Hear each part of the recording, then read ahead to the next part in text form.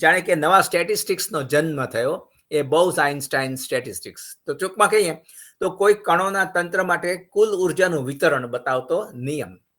ચોક્કસ ધારો કે એક કણ છે, એની અંદર ટોટલ નંબર ઓફ પાર્ટિકલ્સ અમુક છે, ટોટલ ઉર્જા અમુક છે, તો ચોક્કસ ઉર્જા EI ધરાવતા કણોની સંભવિત સંખ્યા, probable number of particles, NI દર્શાવતો નિયમ. અથવા તો what is the probability that A particle has a certain energy EI? The particle is identical. The particles are identical. They are indistinguishable and they have quantized energy. આમ આખો એક નવો વિચાર આપ્યો અને પછી આઇન્સ્ટાઈને એને આગળ વધાર્યો. એ વાતને 100 વર્ષ થયા 1924 થી. એટલે જાણે કે બોઝ આઇન્સ્ટાઇન સ્ટેટિસ્ટિક્સની જન્મ શતાબ્દી એ આપણે ઉજવીએ છીએ. તો આટલું મારે ખાસ ટૂંકમાં કહેવાનું હતું. એના ઉપરથી તરત જ 1926માં ફર્મી અને ડિરાકે મળીને બીજા પ્રકારના સ્ટેટિસ્ટિક્સની રચના કરી, બીજા પ્રકારના લો ઓફ ડિસ્ટ્રીબ્યુશન, કે જેમાં particles are like electrons and then the difference is here. જો બોઝોન એટલે એવા કણોનો વર્ગ, it's a class of particles કે જેમનું સ્પિન 0 હોય, H બાર હોય, H કટ હોય, વગેરે વગેરે. Photon is a બોઝોન. ફર્મિયોન્સ કે જેનો સ્પિન હાફ H કટ વગેરે હોય, તો ઇલેક્ટ્રોન જે છે. તો એ બે જુદા પ્રકારના કણો છે અને fermions obey Pauli exclusion principle. There is no Pauli exclusion principle for bosons. આ આપણે ટૂંકમાં આપને હું જણાવું કે આજે બે મોટા સિદ્ધાંતો છે. એક તો આપણે હમણાં વાત કરી, બીજો ધ બ્રોગલી હાઇપોથેસિસ, જેના વિશે ડોક્ટર પૃથુલભાઈ વાત કરશે. આ બે મોટા સિદ્ધાંતોનું શતાબ્દી વર્ષ અને એના વિશે સરસ લેખો પ્રગામી તરંગ 2024 હમણાં જ મહિને, એકાદ મહિના પહેલા બહાર પડ્યું. એની અંદર આપને જોવા મળશે. પ્રગામી તરંગ ક્યાંથી મળશે? પૂછો, પૃથુલભાઈને પૂછો, વિરેશભાઈને પૂછો, પુનિતભાઈને પૂછો. તો આ સાથે મારે જે કહેવાનું હતું એ પૂરું થાય છે. અલવિદા 2024 and very happy new year 2025, and also we welcome IYQ 2025. Thank you so much. ધન્યવાદ. આ સાથે મારે કહેવાનું હતું એ સમાપ્ત થાય છે. Very nice of you. Okay, thank you very much sir. ખૂબ જ ટૂંકા સમયમાં અને ખૂબ જ રસપ્રદ રીતે તમે આ અલવિદા 24 ને સમજાવ્યું છે. અમે લગભગ આને યાદ રાખીશું અને નેક્સ્ટ 6 યર જે છે એ આપણે જે શતાબ્દી વર્ષ તરીકે ઉજવવાના છે એને પણ અમે યાદ રાખીશું. એ બદલ આપનો ખૂબ ખૂબ આભાર. તમારું ખૂબ જ સરસ વક્તવ્ય રહ્યું. હવે હું પીટી સાયન્સ સાર્વજનિક સાયન્સ કોલેજના પ્રિન્સિપાલ સર અને અમારા આઈએપીટી RC7 ના એકમેવ સેક્રેટરી છે આપણે એવા ડોક્ટર પૃથુલભાઈ દેસાઈ સાહેબને વિનંતી કરીશ કે એમનું વક્તવ્ય શરૂ કરે અને ડી બ્રોગલી વિશે અમને માહિતગાર કરે. સર. Thank you Punitbhai. અને જોશીપુરા સાહેબે કહ્યું તેમ કે મારું જે આ વક્તવ્ય છે એમાં થોડું મેં આ જે પ્રગામી તરંગમાં વિપુલભાઈનો આર્ટિકલ છે તે, અને આઈએપીટી બુલેટિનમાં પ્રોફેસર વિજયસિંહનો એક આર્ટિકલ છે 100 years of the Broglie hypothesis, અને ઇતર મેં જે ધી બ્રોગલી હાઇપોથેસિસ વિશે વાંચ્યું છે. તો 20 મિનિટના આપેલા સમયમાં આટલા ઓછા સમયમાં હું મારાથી જેટલો ધી બ્રોગલી વિશે અને એને હાઇપોથેસિસ જે કંઈ કહી શકું, I will try to squeeze into 20 minutes. So immediately I'll start my presentation. Ek minute share. One minute. Let me share my full screen. Share window. Okay, entire screen. Okay. Entire screen is easy for you. Okay, share.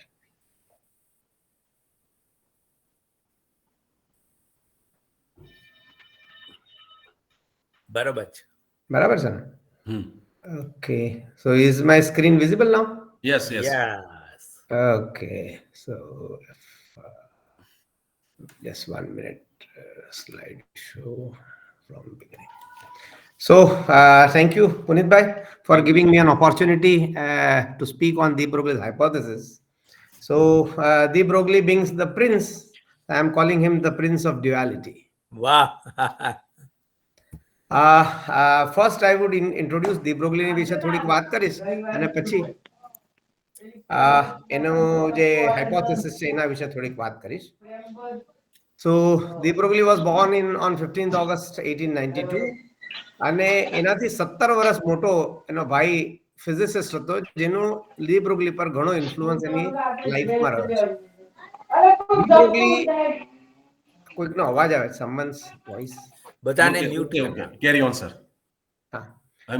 De Broglie પોતે એક ફ્રાન્સની એરિસ્ટોક્રેટિક ફેમિલીમાંથી આવે છે અને એના પૂર્વજો એટલે કે એના ગ્રેટ ગ્રાન્ડ પેરેન્ટ્સ ને બધા they were soldiers, statesmen and diplomats with high distinction. અને ફ્રેન્ચ કિંગ્સને એ સર્વ કરતા હતા અને because of their loyalty to the king Louis the 15th એમને હેરિડિટરી ટાઇટલ ડ્યુકનું આપેલું. અને એમના જ એક પૂર્વજ વિક્ટર ફ્રાન્સવા કે he inflicted heavy defeat on the Holy Roman Empire અને એનાથી ખુશ થઈને રાજાએ એમને ટાઇટલ ઓફ પ્રિન્સ આપ્યું. ત્યારથી એના ઘરાણામાં બધા પ્રિન્સ નું ટાઇટલ સાથે દરેકને જોવામાં આવે છે.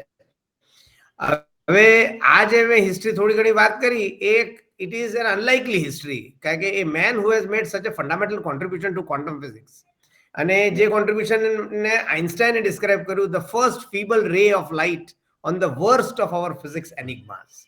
એટલે એ ફિઝિક્સ એનિમાસ શું હતા અને આટલું ફંડામેન્ટલ કોન્ટ્રીબ્યુશન કરનારો આવો વ્યક્તિ એ જેના વિશે આપણે થોડીક આજે એનું કોન્ટ્રીબ્યુશન વિશે વાત કરીએ. પ્લીઝ જો તો પૃથુલભાઈ સ્ક્રીન તમારો નથી વિઝિબલ થતો અત્યારે. Is it so? હા, એકમાં થાય છે. ફૂલ સ્ક્રીન કરી દો ને એવું હોય તો. ફૂલ સ્ક્રીન, એક મિનિટ, હા, જસ્ટ 1 મિનિટ. મારે તો ફૂલ સ્ક્રીન છે જ હવે. નહીં, નથી અમારા જો હવે વિઝિબલ છે. જસ્ટ નાઉ વિઝિબલ છે. So I am calling him the Prince of Duality કારણ કે એરિસ્ટોક્રેટિક ફેમિલીમાંથી આવે છે અને એ જનરલી સાયન્સ બેકગ્રાઉન્ડની એનું ફેમિલીમાં જ નથી એક્સેપ્ટિંગ હિઝ મોટો એલ્ડર બ્રધર જે 17 વર્ષ એનાથી મોટો છે મોરિસ. અને he made such a fundamental contribution કે Einstein described his contribution as the first feeble ray of light on the worst of our physics enigmas. So આ જે વર્ડ છે એનિગ્માસ અને ફિઝિક્સ એનિગ્માસ એના વિશે હું થોડીક વાત કરીશ.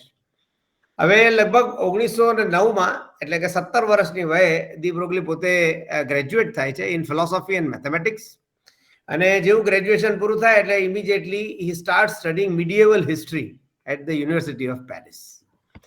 હવે under the influence of his brother Maurice જે છે પોતે એક્સપેરિમેન્ટલ ફિઝિસિસ્ટ છે અને એના ઘરમાં એણે એક લેબોરેટરી એસ્ટાબ્લિશ કરેલી એટલે ત્યાં એ પોતે એક્સરેઝ પર કામ કરે એટલે એના ઇન્ફ્લુઅન્સમાં ધીમે ધીમે લુઈસને મિડિયેવલ હિસ્ટ્રીમાં એનો ઇન્ટરેસ્ટ ઘટતો જાય છે અને slowly he gets attracted to physics.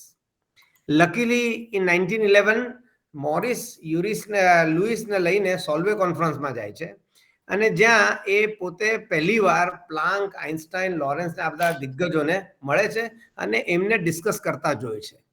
આ જે એ લોકોનું ડિસ્કશન છે એની ઘણી મોટી ઇમ્પેક્ટ આપણે લુઈસ પર પડે છે અને ત્યારે ફ્રાન્સમાં એવું કમ્પલસરી હતું કે જે 17 વર્ષની વયનો થાય કે 18 વર્ષનો વયનો થાય એટલે એને કમ્પલસરી મિલિટરી સર્વિસમાં જોડાવાનું. એટલે લુઈસ પોતે મિલિટરી સર્વિસમાં જોડાય છે અને 1914માં વર્લ્ડ વોર 1 બ્રેક્સ આઉટ અને લગભગ એ 4 વર્ષ વર્લ્ડ વોર 1માં મિલિટરીમાં કામ કરે છે રેડિયો એન્જિનિયર તરીકે અને he works right under the Eiffel tower. 1919માં જ્યારે વર્લ્ડ વોર 1 પૂરી થાય છે ત્યારે એ રિટર્ન થાય છે પાછો back to is working on theoretical physics. એટલે પછી મિલિટરીમાંથી એ પાછો સિવિલિયન એમાં આવે. હવે જે એનિગ્માસની જે આઇન્સ્ટાઈન વાત કરે છે તો I would like to say throw some light on that. See usually આપણે તે માનીએ છીએ કે the world that we see around us is essentially made up of two elements, two types of entities rather, not elements, either waves or particles. હવે waves એટલે કે something which spreads out in space and time અને જેની wavelength હોય, frequency હોય અને waves ની પોતાની એક પ્રોપર્ટી છે કે they can be superimposed, they show interference effect, they can pass through each other. So આ બધી properties waves ની હોય. અને particles આપણને ખબર છે, they are localized in space and time, they have position, momentum, and unlike waves, they cannot pass through each other. પણ તે શું કરે અત્યારે જોશીપુરા સાહેબ, they can collide, they can bounce, they can shatter from each other. એટલે entire world seems to be made up of these two entities, either waves and particles. Sir, sorry to disturb you. PPT, please screen share it again if possible. Acha. Because PPT is not visible. Some message comes from the chat box. ના દેખાય છે, અમને તો દેખાય છે બધાને, ખબર નહીં અમુક જ દેખાતી સર, એવું કે મેસેજ આવે, that's why. હા મેં જોયો મેસેજ તો, પણ દેખાય તો છે જ આમ તો. I am sharing it મારામાં again. દેખાય છે એકમાં પણ.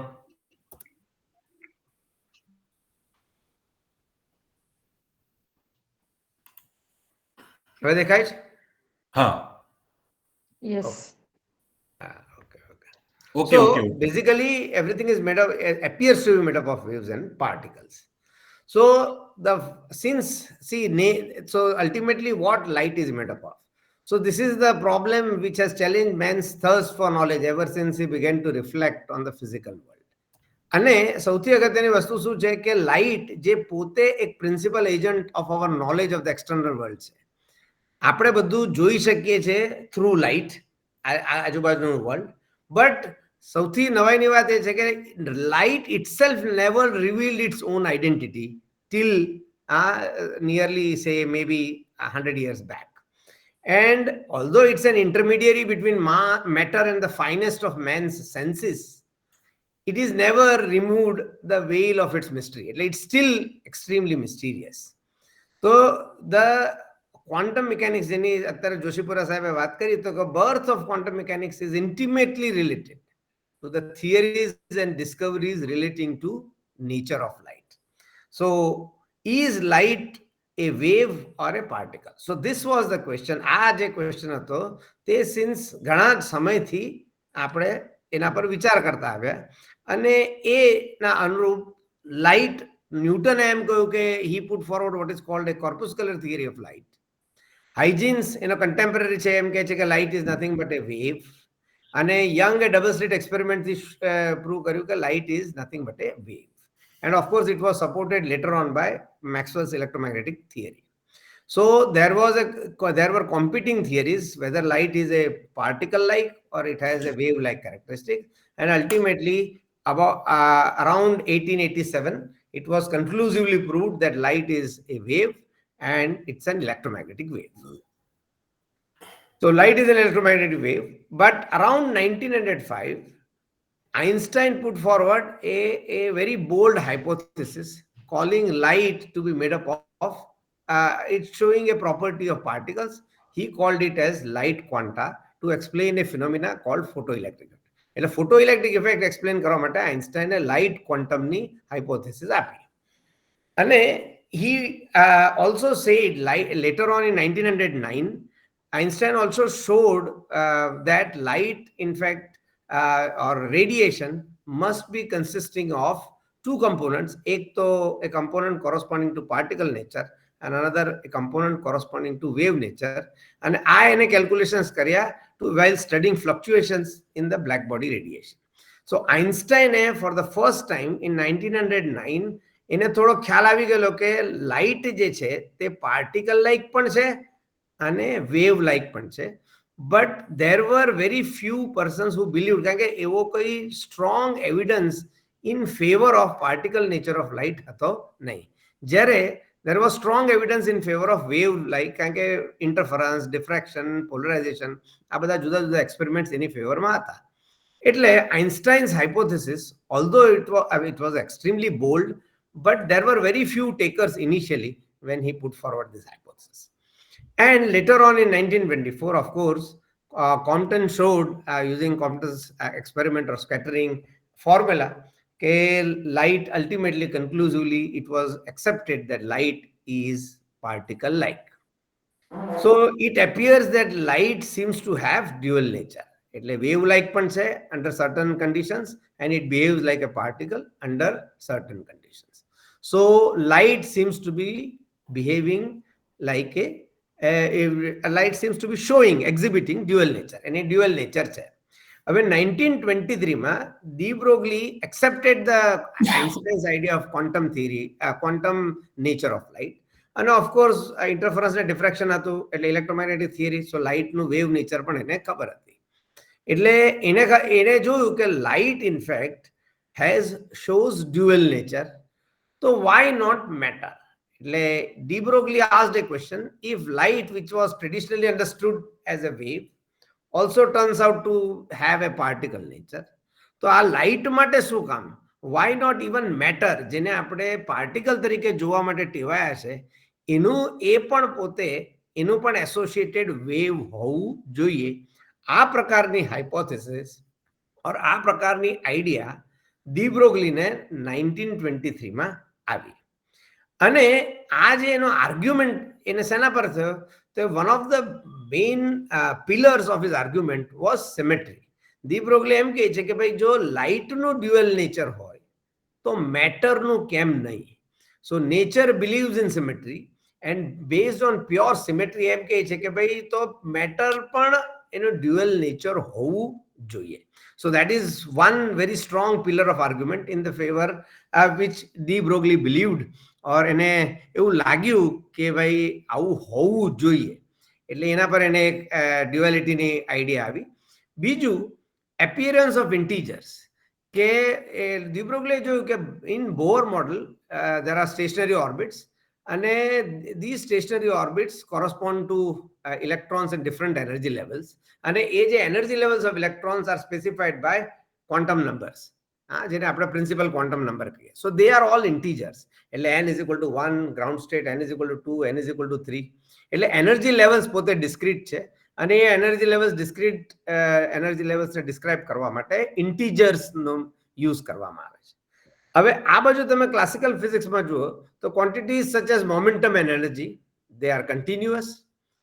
Integers appear only when we encounter interference or diffraction pattern. હવે ઇન્ટરફરન્સમાં પણ તમે first order, second order, third order pattern આવે, એટલે જ્યારે કન્ટિન્યુઅસ ઓર કે વેવ નેચરનું ઇન્ટરફરન્સ એન્ડ ડિફ્રેક્શનમાં પણ તમે you say you describe the pattern with the help of integers. તો એના પરથી લોજિકલી જો ઇલેક્ટ્રોન્સ છે તો they must also behave like a wave, કારણ કે જે ઇલેક્ટ્રોન સ્ટેશનરી ઓર્બિટ્સમાં they are specified by integers, અને આ બાજુ interference and diffraction patterns are also specified by integers. તો ઇલેક્ટ્રોન જેને આપણે પાર્ટિકલ તરીકે જોતા આવ્યા છે એ શું વેવ ન હોઈ શકે? તો એ પ્રકારની આઈડિયા ડી બ્રોગલીને 1923માં એ એમ કહે છે કે મેં જ્યારે આ વિચાર કરવાનો શરૂ કર્યો ત્યારે મને એવું ધ્યાન આવ્યું કે ભાઈ આઇન્સ્ટાઈનની જે quantum nature of light is correct, અને એને એઝ્યુમ કરીને જો એને હું સાચું એમ માનું તો મેટરને પણ ડ્યુઅલ નેચર હોવું જોઈએ. એટલે ડી બ્રોગલીએ શું કર્યું કે ઇન 1922 એને he wrote an article about black body radiation, અને જેમાં એને વીન્સ ડિસ્ટ્રીબ્યુશન લો ડિરાઈવ કર્યો.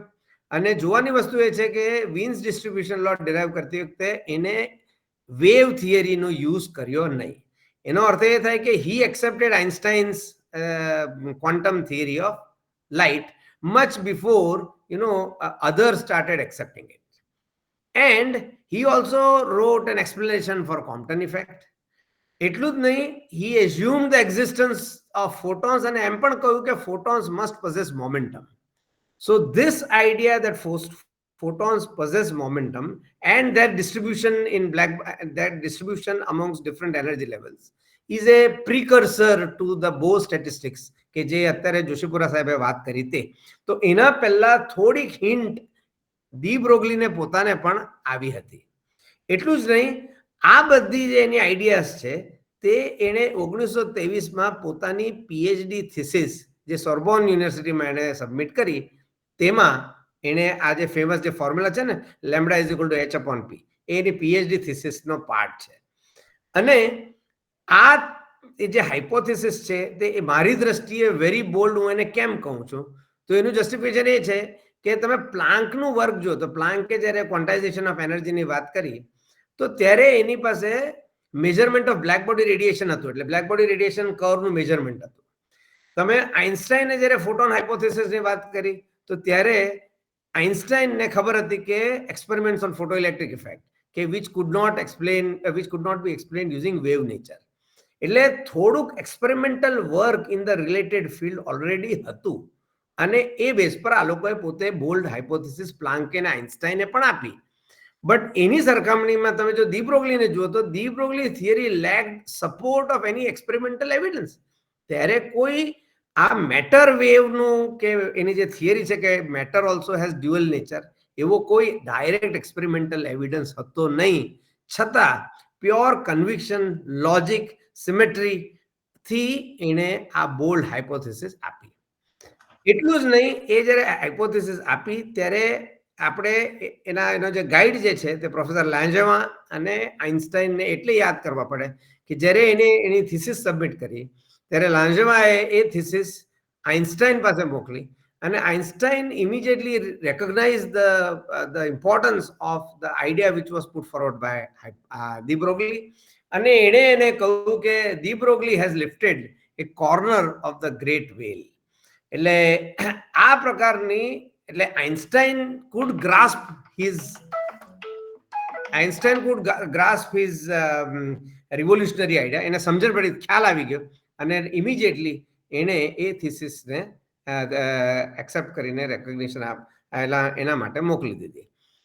હવે de Broglie finally what he says કે matter also has dual nature અને જો મેટર ને ડ્યુઅલ નેચર હોય એટલે કે જેને આપણે કણ તરીકે જોવા ટેવાયા છે તો there is a wave associated with that matter અને એ વેવનું જો વેવલેન્થ આપણે લેમ્બડા બી કહીએ તો lambda B is de Broglie's wavelength of the particle, h is the Planck's constant and p is the momentum of the particle. એટલે આ equation એણે એની થીસિસની અંદર ડેરાઇવ કર્યું છે.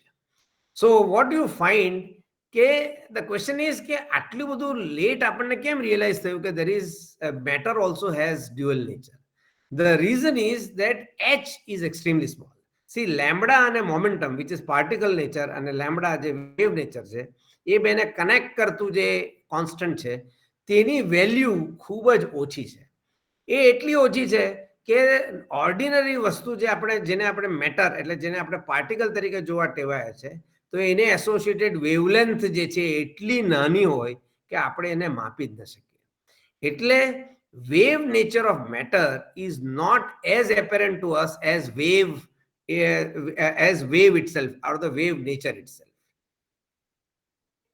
And finally it was in immediately this matter wave was ultimately verified by this famous experiment Davison and Germer. And Davison and Germer ultimately got Nobel Prize for the year 1937 for showing and matter waves or demonstrating that electrons also behave or they have an associated wave and the scattering of electrons from the crystal follows the famous 2D sin theta, 2D cos theta is equal to m lambda or 2D sin theta is equal to n lambda formula for scattering formula. એટલે basically આ જે idea જે છે D બ્રોગલીની તે it was finally verified by Davison and Germer experiment. Although when it was proposed, de Broglie did not have any experimental or something similar to bend upon or to bank upon rather કે જેના base પર એ પોતે એક આવી hypothesis આપી શકે. So in that sense મારી દ્રષ્ટિએ de Broglie's hypothesis is a really revolutionary hypothesis કે જેને આગળ જતા શ્રોડિંજરે એના બેઝ પર વેવ મિકેનિક્સ ડેવલપ કર્યું અને પછી તો વેવ મિકેનિક્સ પરથી હવે આપણે તો we are entering into a world of quantum computers, quantum computing and so on. So entire quantum theory was developed based on one of the most important ideas put forward by de Broglie. So in that sense de Broglie's contribution is immense and hence even after 100 years we are still talking about આપણે બધા ભેગા થઈને D Broglie અને એની hypothesis વિશે આજે પણ ચર્ચા કરીએ છીએ. Thank you. Thank you sir. હવે કોઈને પ્રશ્ન હોય તો આ પૂછી શકો છો. Now open platform for you. With your permission. Yes. Doctor Pruthulbhai, એ જે હા. આપણે કહ્યું કે ડી બ્રોગલીની જે થીસિસ છે એના ઉપર આઇન્સ્ટાઈને કહ્યું કે lifted a corner of the well, A Yes. જે છે ને કે જાણે કે રૂપેરી પડદાનું અનાવરણ કર્યું છે ડી બ્રોગલીએ, એ કન્સેપ્ટ, હા એ જે ટાઇટલ થી, એ જે શીર્ષક લઈને સુરતના ડોક્ટર વિપુલ ખેરાજે પ્રગામી તરંગમાં આ જ બાબતનો ડી બ્રોગલી હાઇપોથિસિસના 100 વર્ષ એનો લેખ લખ્યો છે. એ આપને સૌને વાંચવું ગમશે. Thank you. હા, એ જ મેં સાહેબ સ્ટાર્ટિંગમાં જ કહ્યું કે મારું જે થોડુંક પ્રેઝન્ટેશન હતું that was based on two articles. વિપુલભાઈનો આર્ટિકલ છે તે, અને પ્રોફેસર વિજયસિંહનો આપણા આઈએપીટી ના બુલેટિનમાં પણ એક આર્ટિકલ છે. Oh yes, thank you. Very nice. કોઈ પ્રશ્ન હોય તો બીજું? જો હા, ચેટ બોક્સમાં તો નથી અત્યારે સર, ત્યારે કોઈ ચેટ બોક્સમાં મૂકી શકાશે. Thank you. હા, મૂકી શકાશે. આપણે સમય છે હજુ, તો આપણે સૌ પૃથુલ સરને સરસ રીતે રજૂઆત કરી, હિસ્ટ્રી જાણી અને ડી બ્રોગલી હાઇપોથિસિસ વિશે સરસ રીતે સમજાવ્યું. અને જે ટીચર્સ ફિઝિક્સના જે છે સ્કૂલ ટીચર્સને પણ ખ્યાલ આવશે કે ડી બ્રોગલી હાઇપોથિસિસ કેટલી મહત્વની છે. સાથે સાથે અમે પણ જો ભણાવીએ છીએ તો પણ અમે કંઈક નવું જાણવા મળે છે. એટલે બદલ પૃથુલ સરનો અમે ખૂબ ખૂબ આભાર માનીએ છીએ, અને સરસ લેક્ચર આપ્યું બદલ તમારો ખૂબ ખૂબ આભાર સર. વધારે સમય લેતા હવે હું આશ ચોટેલાભાઈને વિનંતી કરીશ કે એમનું જે પ્રેઝન્ટેશન છે શરૂ કરે. અને આશ ચોટેલાભાઈ છે કે? હા, આશભાઈ. હા, કેમ કે સમયની મર્યાદાને ધ્યાનમાં લઈને આપ થોડુંક. હા, એટલે લગભગ કેટલી મિનિટ છે 20 મારી મિનિટ પાસે? છે આપણે, 20 મિનિટ 25 મિનિટ, વાંધો નહીં. ઓકે, એટલે મારું તો 10 મિનિટમાં પતી જશે. હા, પછી દિલીપ સર આગળ વધારશે. ઓકે. હા,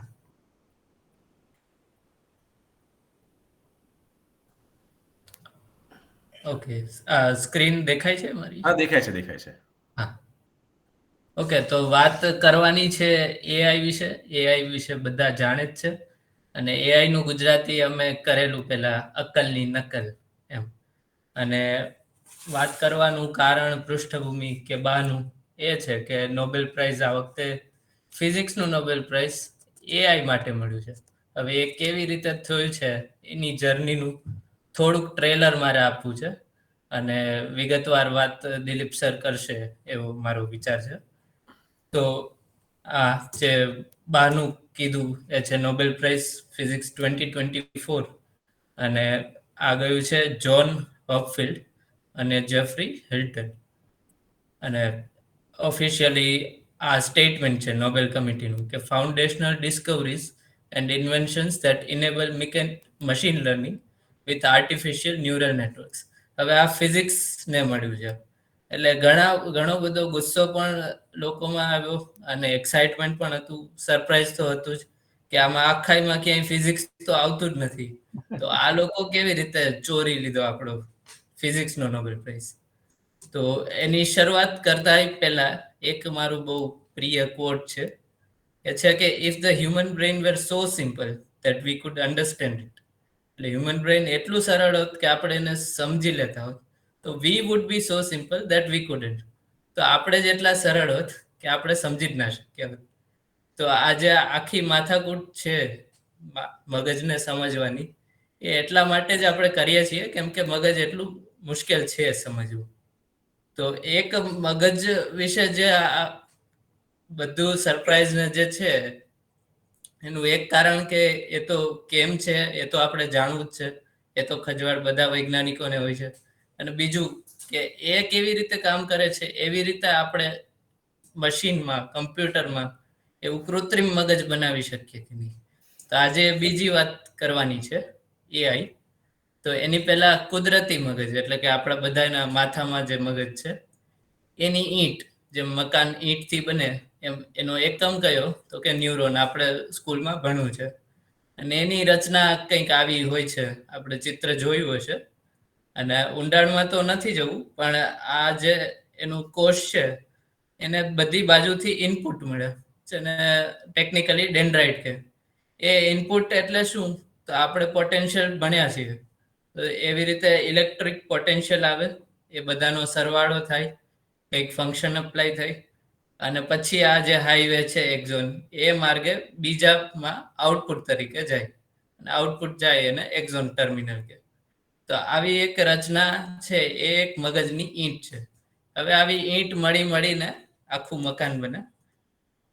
તો એ મકાન કંઈક આવું લાગે કે ઘણા બધા ન્યુરોન્સ છે, બધા કનેક્ટેડ છે, બધેથી પોટેન્શિયલ જાય છે. અને આવા કેટલી ઈંટનું મકાન છે? તો કે 100-200 નથી, 1000 લાખ એટલાય નથી, લગભગ 86 અબજ ન્યુરોન્સ છે. અને એટલા માટે જ મગજમાં આ બધું થાય છે. બધું એટલે યાદ શક્તિ છે આપણી પાસે, ક્રિએટિવિટી છે, કવિતાઓ લખીએ છીએ, જોક્સ બનાવી શકીએ છીએ, આવું પ્રેઝન્ટેશન કરી શકીએ છીએ. તો આ બધું શક્ય આ ન્યુરોન્સને લીધે થાય છે. તો હવે વાત છે કે આની નકલ કેવી રીતે કરવી, કેમ કે આપણે વાંદરામાંથી જ આવ્યા છીએ, બરાબર? ઉત્ક્રાંતિ આપણે શીખી છે. વાંદરા નકલચી બંદર કે છે, તો આપણે નકલચી બંદર જ છીએ.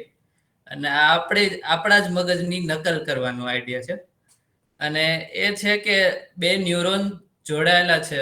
તો આપણે જોયેલું છે, ઓબ્ઝર્વેશન કર્યું છે કે અમુક બહુ સ્ટ્રોંગલી જોડાયેલા છે અને ક્યાંક જોડાણ વીક છે. અને આ જોડાણની સ્ટ્રેન્થ કેટલી છે, એની શક્તિ કેટલી છે, એના ઉપરથી આખા નેટવર્કનો વિકાસ થાય અને એ નેટવર્કને ઇન્ટેલિજન્ટ બનાવી શકાય. તો આ જે કુદરતી જોડાણો છે, એવી જ રીતે કમ્પ્યુટરમાં આપણે જુદી જુદી નોડ્સ બનાવી શકીએ અને એ વચ્ચે જોડાણ છે એને સ્ટ્રોંગ બનાવી શકીએ, વીક બનાવી શકીએ. અને આ રીતે આખું આપણે એક મગજની ઝેરોક્સ કાઢી શકીએ કમ્પ્યુટરમાં.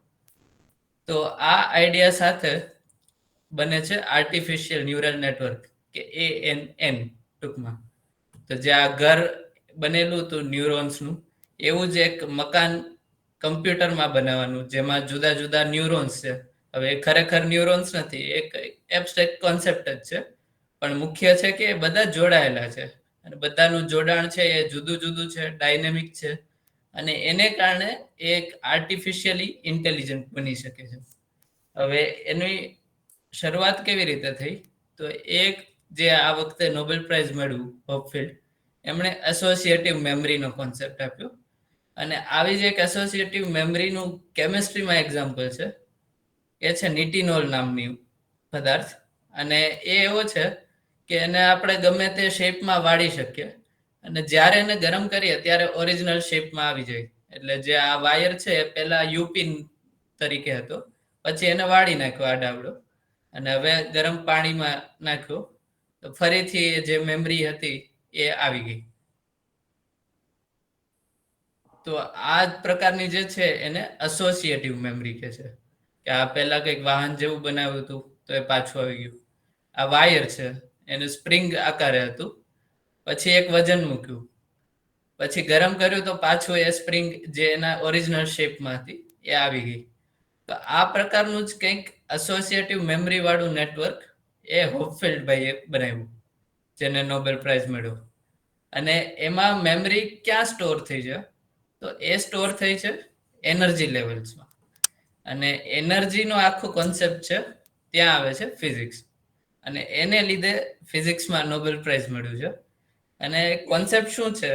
તો કે એક ઇનપુટ પેટર્ન આપી છે અને એક સેવ્ડ પેટર્ન છે, જે ટાર્ગેટ છે આપણે કે આમાં છે જે, તો આપણે જે બનાવવાનો છે.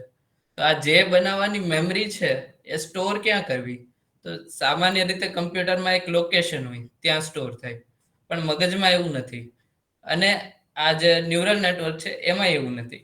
એમાં શું કર્યું હોપફિલ્ડે કે એવી રીતે એનર્જીની વ્યાખ્યા કરી આ બધી જુદી જુદી નોડ્સ છે કે ન્યુરોન્સ છે એ વચ્ચે, કે એનર્જી આની સૌથી ઓછી હોય, બાકી કોઈ પણ પેટર્ન તમે કરો તો એની વધારે રહેતી હોય. તો હવે શું થાય? એનર્જી આપણને ખબર છે કે કુદરતમાં હંમેશા એનર્જી મિનિમાઇઝ કરવી હોય, બરાબર? પોટેન્શિયલ અથવા સ્થિતિ ઉર્જા. તો જેમ કે આ સ્થિતિ ઉર્જા એટલે ઊંચાઈ, બરાબર? mgh. તો આવી રીતે એક લેન્ડસ્કેપ હોય ગિરનારની પર્વતમાળા, અને ક્યાંક એક પથ્થર કે દડો મૂકીએ તો શું થાય? દદડતો જાય અને છેલ્લે એક એને જ્યાં ખાડો મળે, મિનિમમ મળે, ત્યાં જઈને પહોંચે. તો એવી જ રીતે કારણ કે આની એનર્જી સૌથી ઓછી છે, આપણે કોઈ પણ ઇનપુટ પેટર્ન આપીએ તો તો ધીમે ધીમે ન્યુરોન્સ એવી રીતે કનેક્ટ થતા જાય કે છેલ્લે પેટર્ન જે આવે આઉટપુટ પેટર્ન એ જે આપણી સેવ્ડ પેટર્ન હોય એની મેમરીમાંથી આવે. એટલે આ જે 1 નંબરની દડો જે દદડે છે એ આ ઇનપુટ પેટર્ન છે, અને જે આ 2 નંબર જ્યાં પહોંચ્યો દડો એ સેવ્ડ પેટર્ન છે. તો આ રીતે હોપફિલ્ડે એનું નેટવર્ક બનાવ્યું, અને પછી ધીમે ધીમે આનો વિકાસ થયો. બીજા ન્યુરલ નેટવર્ક આવ્યા, recurrent neural network, convolutional neural network. આમાંથી અમુકની વાત કરશે દિલીપ સર એવું હું ધારું છું. પણ આ એક ઝાંખી કે ન્યુરલ નેટવર્ક કેવું હોય. તો જેમ કે આ ન્યુરલ નેટવર્ક છે એનું કામ છે કે એ આપણે ડિજિટ લખીએ એ કયો છે 0 થી 9 માં એ કે. તો આ જે અહીંયા આપણે લખવાનું છે અને આ ઇનપુટમાં જાય. જેમ કે એકદમ ડાર્ક હોય તો એ 1 છે, થોડું ગ્રે હોય તો 0.8 છે, એનાથી ઓછું હોય તો 0.3 છે, અને કંઈ નથી તો 0 છે. એવી રીતે ઇનપુટમાં જાય. અને પછી 2 આમાં હિડન લેયર છે. એટલે આ બધા ઇનપુટ જેમ ન્યુરોનમાં મગજમાં જાય એમ આ બધા લેયર્સમાં દરેક નોડ છે એમાં અમુક જાય, અને પછી આ જોડાણ છે એ પ્રમાણે બીજા લેયરમાં જાય.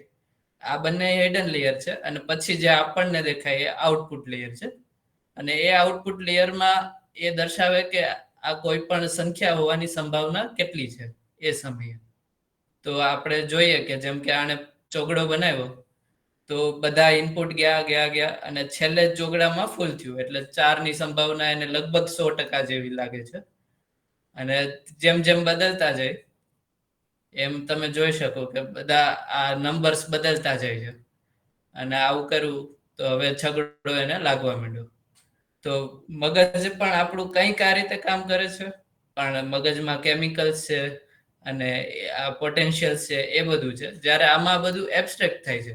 આપણે ખાલી એને નિયમ કહ્યો છે કે આ જોડાણ કેવી રીતે કરવાના છે અને એને ટ્રેન કેવી રીતે કરવાનું છે.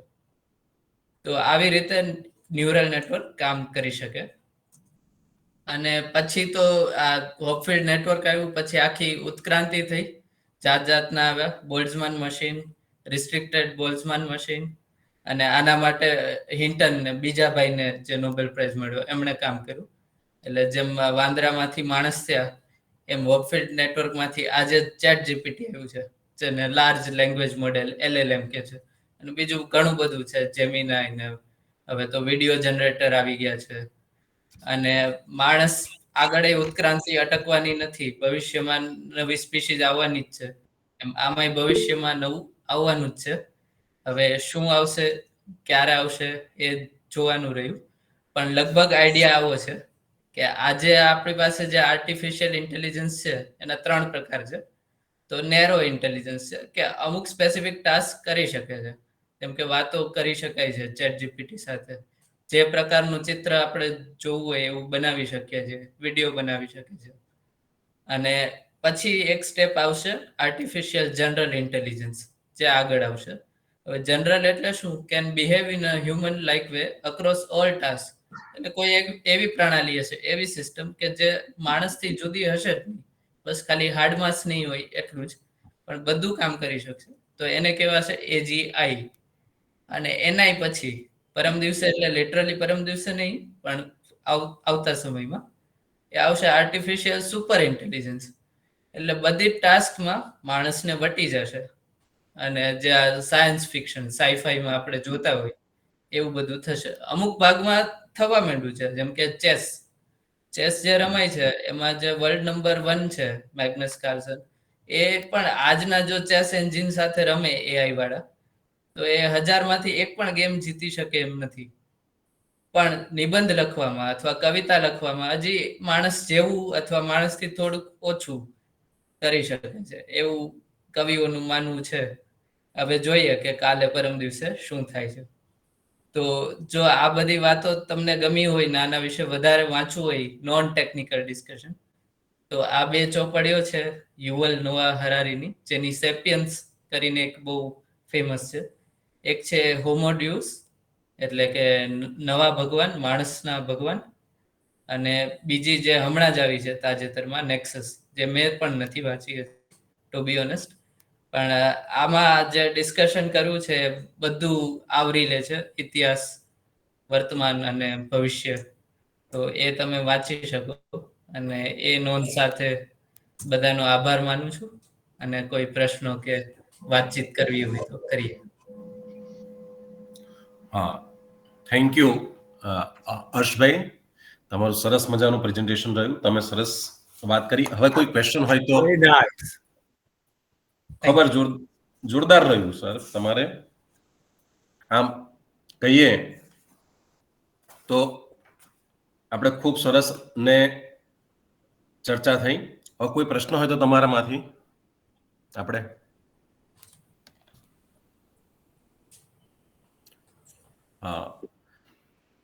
જો પ્રશ્નો ના હોય તો આપણે હવે એમનો હર્ષભાઈ ચુટલ સાહેબનો આપણે આભાર માનીએ. કેમ કે પ્રશ્ન નથી, એક નાનકડી વાત કરું. બહુ જ સરસ. સૌથી પહેલા તો ખૂબ જ સુંદર પ્રેઝન્ટેશન માટે હર્ષભાઈને ખૂબ ખૂબ હાર્દિક અભિનંદન. અને જસ્ટ આપણે એક ડિબેટ તરીકે વાત કરી શકીએ કે કાલે અને પરમ દિવસે ક્યારે આવશે એમ લાગે છે તમને? કેટલા દશકા પછી આવશે કે પછી 100 વર્ષ લાગશે, ક્યારે આવશે એમ? હા, ઘણી ડિબેટ થાય છે. આમ તો મારો એકદમ વિષય એ નથી, પણ હું પોડકાસ્ટ ને એવું સાંભળું છું. તો સમ ઓલ્ટમેન જે ચેટ જીપીટી ની સંસ્થા છે, ઓપન એઆઈ એનો સીઈઓ છે, એણે એવું કહ્યું છે કે 10 થી 20 વર્ષમાં એજીઆઈ આવી જશે, આર્ટિફિશિયલ જનરલ ઇન્ટેલિજન્સ. બરાબર બરાબર. સુપર કદાચ 100-200 વર્ષ એવું એની ધારણા છે ને એને ઘણો આઈડિયા છે. તો લાગે છે કે આ ટાઈમલાઈન હોઈ શકે. પણ કોન્શિયસનેસ જે છે આપણા હ્યુમન બીઈંગમાં, આપણે પોતે હોવાની લાગણી, કોન્શિયસનેસ, એ કમ્પ્યુટરમાં બિલકુલ મિસિંગ છે. એટલે એ તો ક્યારે આવશે એ ખબર નથી હવે આપણને. એ તો આખું it's a new best, different best. હા, હેલો ધવલભાઈ ત્રિવેદી, તમારે? હા, તમારો પ્રશ્ન. હું સુરેન્દ્રનગર થી છું, 11-12 સાયન્સ ફિઝિક્સ ટીચર છું. અને મારે હમણાં શરૂઆત થોડો ટાઈમ થયો આનો પરિચય થયો છે ચેટ જીપીટી નો. અને હું એનું જે પ્રીમિયમ વર્ઝન આવે છે ને એને હું સમજી રહ્યો છું.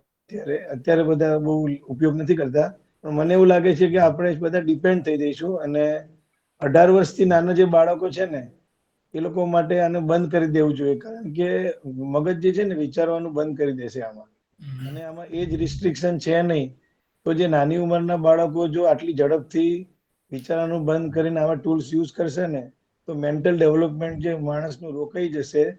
અને ભવિષ્યમાં આપણે એવી મુશ્કેલીમાં મુકાઈ જઈશું કે આપણો ફોન આપણા બાજુમાં નહીં હોય ને તો આપણું જીવન ખતરામાં આવી જશે, કે આપણે કશું સૂઝશે નહીં, શું થશે. આવું ખતરો આવવાનો છે, મને એવું દેખાય છે. હા, એટલે તમારી વાત વિચારવા લાયક તો છે. અને મને લાગે છે આમાં સૌથી મોટી જવાબદારી શિક્ષકોની છે કે બાળકોને વિચારતા કરે અને વિચારતા રાખે. એ હવે ધીમે ધીમે અઘરું થતું જાય છે. પણ મને લાગે છે કે નવી જ્યારે ટેકનોલોજી આવે ત્યારે એકદમ વિરોધ કરવાથી એ ક્ષમતી નથી. કેમ કે કોઈને ના કરવાનું કહીએ તો એ ગમે ત્યાંથી કરવાનો પ્રયત્ન કરે છે. એટલે એને સાથે લઈને ચાલીએ એ વધારે યોગ્ય લાગે છે. ના, એ તો આપણે ટેકનોલોજીનો યુઝ કરવો જ જોઈએ, અને એમાંથી જે બેસ્ટ આઉટ ઓફ હોય ને એ કાઢવું જોઈએ. એનો ફાયદો કેવી રીતે લઈ શકીએ એ જ મનુષ્યનો એમ જ એ છે કે આપણે એમાંથી સારામાં સારું આપણા માટે શું સારું છે એ કરી શકાય. બરાબર, અગ્રીડ. પ્રજાપતિ પિંકી રામઅવતાર, તમારે કઈક પ્રશ્ન હતો? હેન્ડ રાઇઝ હતો તમારો છે હાજર? Prajapati Pinky Ramavtar. Okay, we go ahead. હા, Keyurbhai Shah. Good morning to everybody. હવે હું ધર્મેશભાઈની વાતમાં એક વસ્તુ ઉમેરવા માંગુ છું. હું અત્યારે કેનેડામાં છું હાલ, અને અહીંયા 99% કોલેજ સ્ટુડન્ટ્સ ચેટ જીપીટી જ વાપરે છે. પ્રોજેક્ટ્સ હોય, અસાઇનમેન્ટ્સ હોય, કોઈ બી આન્સર હોય, ઇવન કોડિંગમાં પણ તમે વિચારો કેટલી ખતરનાક વસ્તુ છે. અને જો અમને કીધું હર્ષભાઈએ જે પ્રમાણે, હા બોલો હર્ષભાઈ. સોરી, એટલે હું આઈઆઈટી માં ભણું છું, પીએચડી. તો સાથે સાથે અમારે ટીએશિપ કરવાની હોય. તો મોટે ભાગે કોડ્સ આવે એમાં ચેટ જીપીટી નો ઉપયોગ હોય જ છે.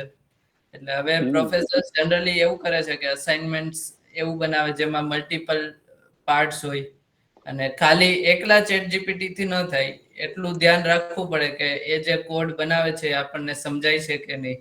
એટલે હવે આ પ્રકારના વધારે કરવા પડશે અસાઇનમેન્ટ બનાવવામાં, કરિક્યુલર ઇવન બનાવવામાં. સાહેબજી એમાં કેવું છે કે અહીંયા તો જોવું છે કે પ્રોફેસરો નવા એસાઇનમેન્ટ ઘણું બધું નવું બનાવે છે, પછી પેલું ઓછું કહેવાય પેલું ચેક કરે ને કે કોપી નથી કરી. વર્ડ શું યુઝ કરી હું ભૂલી ગયો. હા, પ્લેગરિઝમ નું બી ચેક કરે તો એના બી હવે ટૂલ્સ આવી ગયા છે કે પ્લેગરિઝમમાં બી ના આવે. એટલે ઇવન તમે જો તો નવા સ્ટુડન્ટ જો કોડિંગ કમ્પ્યુટર એન્જિનિયરિંગ તરફ ભણતા હોય ને શરૂ કરતા હોય, એ લોકો જો આવી રીતે કોડિંગ ઉઠાવશે તો ઓબ્વિયસ છે કે એમની ક્રિએટિવિટી તો ક્યાંય આવવાની જ નથી. બરાબર. એટલે it's a very dangerous signal for future. હું તો માનું છું ના આવે તો સારું છે. હવે આનાથી આગળ વિકાસ હવે આ ફિલ્ડમાં જરૂરી નથી. અને તમે જોયું છે કે ઇવન ઘણી બધી કન્ટ્રીઝ ભેગી થઈને આની અગેન્સ્ટમાં પણ હવે કાર્ય શરૂ તો કરી દીધું છે. યુકેમાં કોન્ફરન્સ હતી પછી. હા, એટલે બિલકુલ આ બહુ વિચારવા લાયક, બહુ ગંભીરતાપૂર્વક વિચારવા લાયક મુદ્દો છે. અને ધર્મેશભાઈએ કીધું એ પણ જો સ્કૂલના લેવલમાં આવી ગયું તો ઇટ વિલ બી ડેડલી. હા, થેન્ક યુ. ઓકે. હા, તો હવે બાકીના પ્રશ્નો આપણે થોડી સમય પછી લઈશું, કેમ કે આપણે નેક્સ્ટ સ્પીકર ડોક્ટર અને પ્રોફેસર દિલીપભાઈ અલ્પરા સર તૈયાર છે, જે હર્ષભાઈની જે વાતો કરી છે અક્કલની નકલને એને થોડુંક આગળ વધારશે અને નોબેલ પ્રાઇઝ પારિતોષિક જે છે 2024માં મળ્યા છે એમના વિશે પણ વાત કરશે અને અક્કલની નકલને પણ થોડીક વાર જે છે આગળ વધારશે. તો over to doctor professor Dilipbhai Alpara sir. એમને વિનંતી કરીશ એ સ્ટેજ પર આવી જાય, ઓનલાઈન મંચ પર. ચોક્કસ. Okay, thank you sir.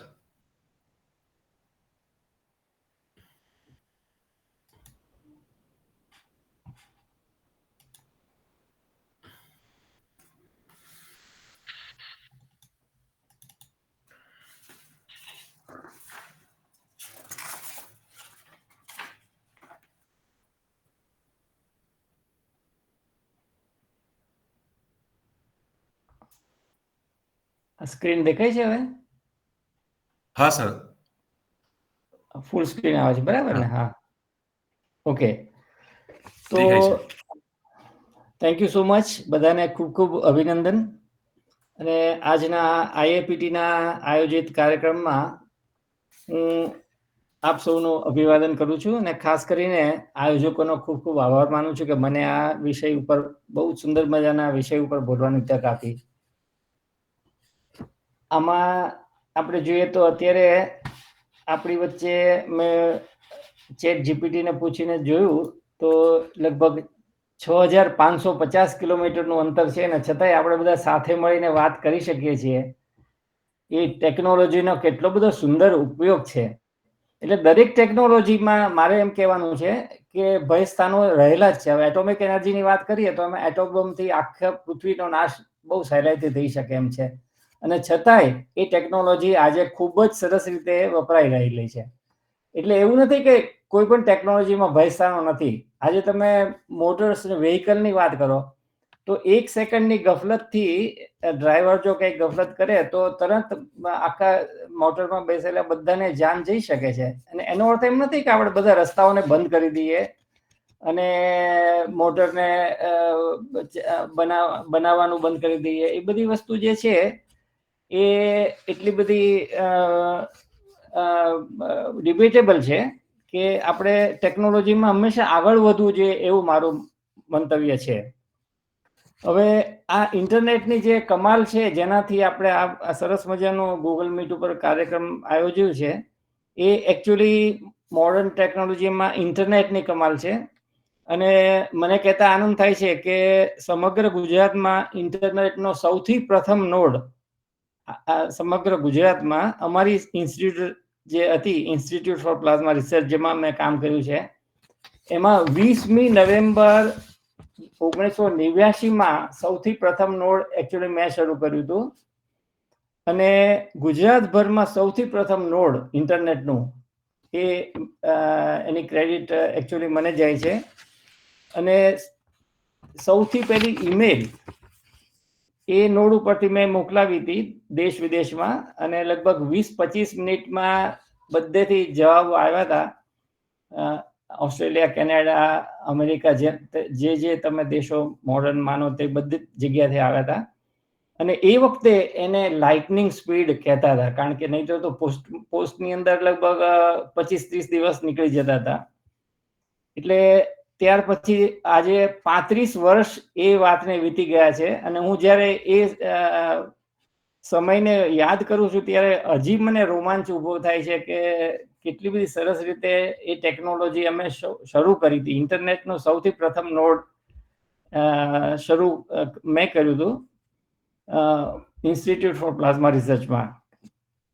હવે આપણે આજના કાર્યક્રમની વાત કરીએ તો એમાં 2024માં ફિઝિક્સના ક્ષેત્રે જે 2 વૈજ્ઞાનિકોને નોબેલ પ્રાઇઝ મળ્યું, હોપફિલ્ડ અને હિન્ટનને, તો એમાં ન્યુરલ નેટવર્કની પાયાની શોધ કે જેને લીધે ફિઝિક્સ, બાયોલોજી, કેમિસ્ટ્રી, તમે જે કંઈ વિષય વિચારો એ બધામાં આગળ પડતું રિસર્ચ એ બધું આ ન્યુરલ નેટવર્કની પાયાની શોધને લીધે થયું છે.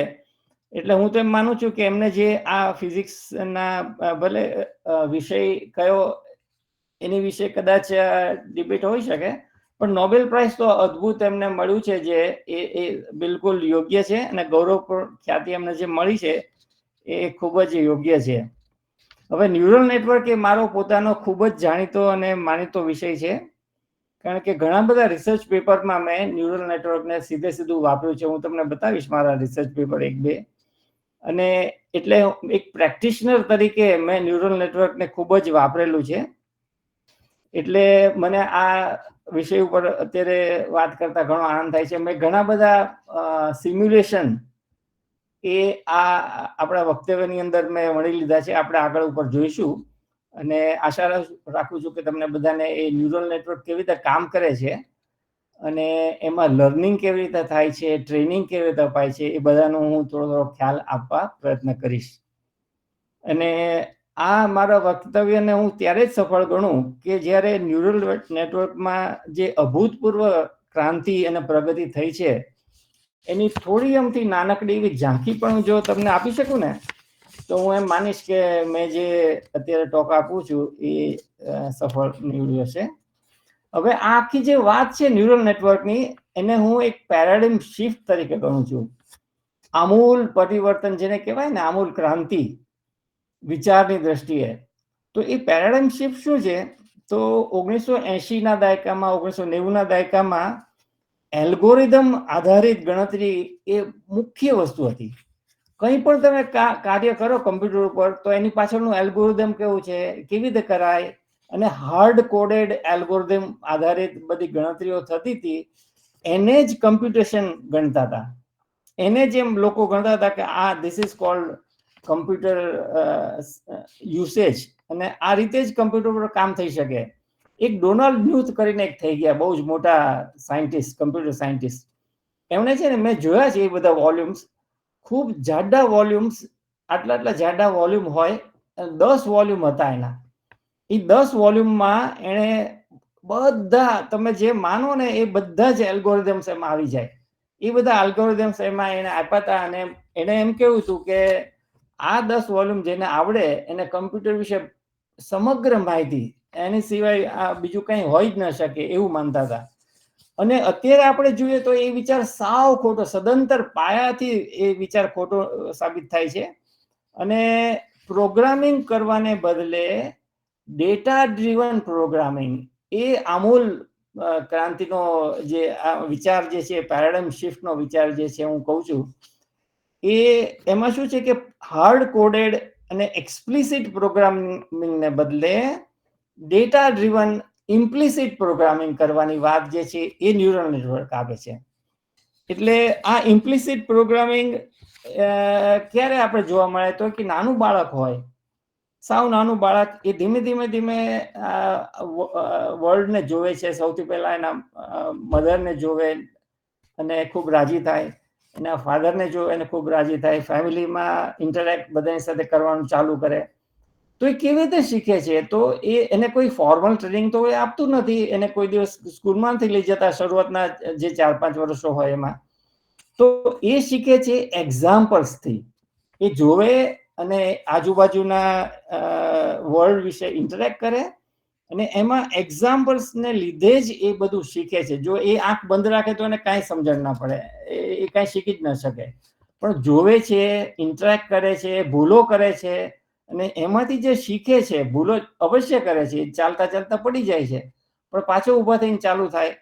એટલે બાળક જેવી રીતે ધીમે ધીમે ઉદાહરણોને આધારે શીખે છે, કંઈક એવી જ વાત ન્યુરલ નેટવર્કના પ્રોગ્રામિંગમાં આવે છે, જે હું તમને આગળ ઉપર થોડીક વધારે સમજાવવાનો પ્રયત્ન કરીશ. એ જ આ પેરાડાઇમ શિફ્ટની વાત છે. એટલે આમૂલ પરિવર્તન જે છે એ એક્સપ્લિસિટ એલ્ગોરિધમિક પ્રોગ્રામિંગને બદલે ડેટા ડ્રીવન ઇમ્પ્લિસિટ પ્રોગ્રામિંગની વાત ન્યુરલ નેટવર્કમાં આવે છે. અને એને લીધે અત્યારે જો તમે ચેટ જીપીટી જે છે એમાં સંપૂર્ણ માહિતી નથી આવી જતી, ખાલી એને એક્ઝામ્પલ્સને આધારે જ ટ્રેનિંગ કરવાની વાત આવે છે. અત્યારે જેમ આર્ષભાઈ બહુ સરસ વાત અગાઉ કરી કે પોએમ્સ લખે છે ચેટ જીપીટી, તો એ કેવી રીતે લખી શકે છે? કારણ કે એને કેટલી બધી પોએમ્સ એક્ઝામ્પલના રૂપમાં બતાવવામાં આવી અને પછી એને આવડ્યું છે. એના કોઈ નિયમો નથી આપ્યા. નિયમો હાર્ડ કોડેડ નિયમો આપીએ તો એ જેમ આપણે પ્રોગ્રામિંગ એક્સપ્લિસિટ પ્રોગ્રામિંગની વાત કરી તો એ પ્રમાણે તો પોએમમાં શું હોવું જોઈએ, એનું સ્ટ્રક્ચર કેવું હોવું જોઈએ, એનું સિન્ટેક્સ કેવું હોવું જોઈએ, એવી વાત નથી આવતી. ન્યુરલ નેટવર્કમાં કેવી વાત આવે છે કે એક્ઝામ્પલ્સ, એને હજારો લાખો બધા પોએમ્સ એને આપી અને કયા પોએમ વધારે સારી છે એના ગુણાંકન ચોક્કસ આપે અને કયા પોએમ જે છે એ બરાબર નથી એ બધું એને એક્ઝામ્પલ્સથી આપીને શીખવાડે છે. ત્યારે ચેટ જીપીટી છે પોતે જ પોએમ્સ લખી શકે છે. હું એક પોએમ તમને બતાવીશ એને જે લખી છે ખૂબ સુંદર મજાની, એ ચેટ જીપીટી થી. તો આ બધું આપણે જોઈએ તો એમાં શું વાત આવે છે કે ભાઈ આપણું મગજ કેવી રીતે કામ કરે છે એની ઉપરથી ક્લુ લેવાની વાત છે. કારણ કે બાળક જેમ જેમ શીખે છે તો સૌથી પહેલી વાત એમાં આવી કે આપણું મગજ કેવી રીતે શીખે છે, એટલે બ્રેઇન ઉપર આખું ફોકસ આવ્યું. તો હવે આપણે આગળ વધીએ આપણી વાતમાં. આ ચિત્ર મને બહુ ગમે છે કે રોબોટ જે છે એ પેલા ડોગને તો ખબર જ નથી પડતી કે આ માણસ છે કે રોબોટ છે, એ તો એનો માલિક હોય એવી જ રીતે આગળ ચાલે છે. બીજું એક ચિત્ર મને એઆઈ નું ઘણું ગમે છે, એ આ સ્વયં સંચાલિત કારનું છે, જેના વિશે આપણે થોડીક આગળ ઉપર વાત કરીશું. એ પણ હવે આજના જમાનામાં શક્ય બન્યું છે બિલકુલ. ટેસ્લા અને બીજી બધી કંપનીઝ જે છે એ, અને એમાં પણ તમે જુઓ તો આમાં હાર્ડ કોડેડ નિયમો નથી આવતા. એવી રીતે નથી કે ભાઈ રેડ લાઇટ આવે તો ઉભા રહી જવાનું, એવું બધું નથી શીખવાડતા. સ્વયં સંચાલિત કારને એને એક્ઝામ્પલ્સથી શીખવાડે છે. કેટલા બધા એને સિનારીઓઝ આપ્યા હોય તો એને સ્વયં સંચાલિત કારને ખબર પડે છે કે મારે કેવી રીતે ચાલવાનું છે. એકચ્યુઅલી એમ્ફોસિસ શેની ઉપર આપે છે કે આગળ એને જે દેખાતી ઓબ્જેક્ટ્સ હોય તો એ ઓબ્જેક્ટ્સ છે જે એની મૂવમેન્ટ એ પ્રિડિક્ટ કરી શકે અને એને લીધે જ પેડેસ્ટ્રિયન્સ આજુબાજુ ચાલતા હોય તો એને પણ એ સાચવીને ચલાવી શકે એવી ખાસિયત આ બધી સ્વયં સંચાલિત કારમાં હોય છે કે જે હાર્ડ કોડેડ નિયમો આધારિત હોય તો બિલકુલ શક્ય નથી બનતી. એટલે એ જ ડિફરન્સ છે. વારે વારે હું કહું છું એ વાતનો કે એક્સપ્લિસિટ પ્રોગ્રામિંગને બદલે ઇમ્પ્લિસિટ પ્રોગ્રામિંગની વાત ન્યુરલ નેટવર્ક આપી છે કે જે આમૂલ પરિવર્તન કર્યું છે એને. હવે આ 2024માં ભૌતિક શાસ્ત્રના નોબેલ પ્રાઇઝના પુરસ્કારમાં હોપફિલ્ડ અને હિન્ટનને કૃત્રિમ ન્યુરલ નેટવર્ક સાથે મશીન શિક્ષણ એટલે કે મશીન લર્નિંગને સક્ષમ કરતી પાયાની શોધો એને માટે એનાયત કરવામાં આવ્યો છે. આ એ બેના ચિત્ર છે, હોપફિલ્ડ અને આ હિન્ટન. તો એમણે હોપફિલ્ડે જે વાત રજૂ કરી છે એ એસોસિએટિવ મેમરીની છે. હવે આપણે જોઈએ તો કમ્પ્યુટરમાં મેમરી જે છે એ ખૂબ જ વિપુલ પ્રમાણમાં મેમરી આપણે રજૂ કરી શકીએ છીએ, એમાં સ્ટોર કરી શકીએ છીએ. અને આપણા મગજમાં જે મેમરી હોય છે એ ખૂબ જ લિમિટેડ.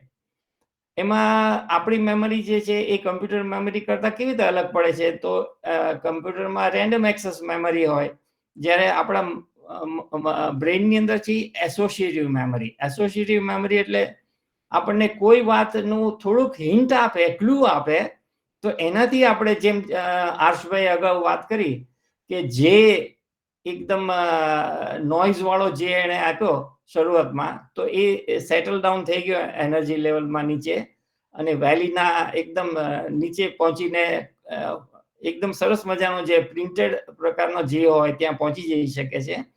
તો આપણી મેમરી એસોસિએટિવ મેમરી છે. આપણને કોઈ એમ કે ભાઈ આપણા સ્કૂલમાં આપણે બે મિત્રો ભેગા થાય કેટલા બધા વર્ષો પછી અને વાત કરે એકબીજા સાથે કે ભાઈ સ્કૂલમાં આપણી સાથે પેલો આગલી બેન્ચ ઉપર ઊંચો છોકરો બેસતો હતો. આવી બધી નાનકડી ક્લુ આપણે તરત કે હા એ તો પેલો રમેશ, હા, પછી એમ યાદ આવી જાય. પહેલા યાદ ન હોય, પણ ક્લુ મળવાને લીધે આપણે બધી વાત યાદ આવે છે. એટલે આપણી મેમરી અને કમ્પ્યુટરની મેમરીમાં આ રીતે ઘણો બધો મોટો ફેર છે. એક જે આગળ ઉપર હું વાત કરીશ કે જે શોર્ટ ટર્મ મેમરી આપણી છે.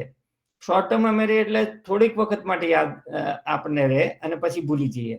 આપણને કોઈ આપણા ફોન ઉપર વાત કરતા હોય ને એનો મોબાઈલ નંબર કે તો એ આપણને શોર્ટ ટર્મ માટે યાદ રહે, પછી આપણને કલાક પછી તો એની વિશે બિલકુલ યાદ નથી હોતું.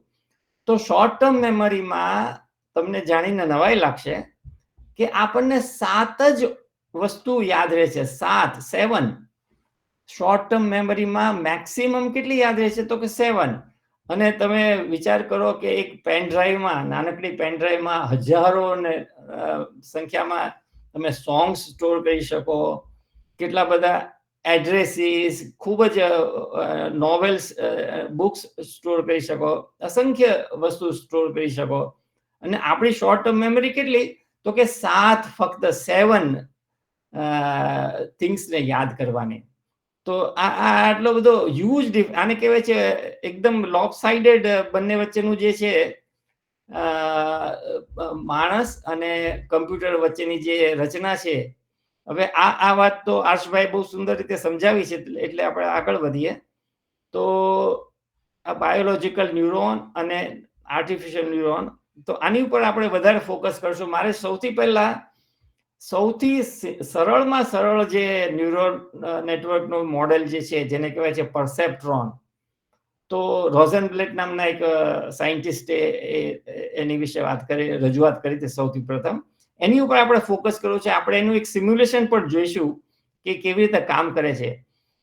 તો આપણે જેમ વાત કરીએ એમ ડેન્ડ્રાઇટ્સથી સેલમાં બધે સર્કિટ દ્વારા સિગ્નલ પહોંચે છે આપણે એકચ્યુઅલ ન્યુરોન જે હોય એમાં.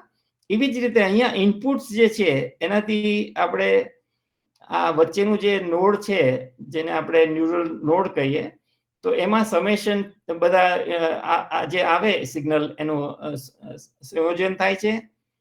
એમાં આપણે વાત કરીશું આગળ ઉપર કે એને વેઇટ્સ થી મલ્ટીપ્લાય કરીને સંયોજન કરવામાં આવે છે, એનો સરવાળો કરવામાં આવે છે.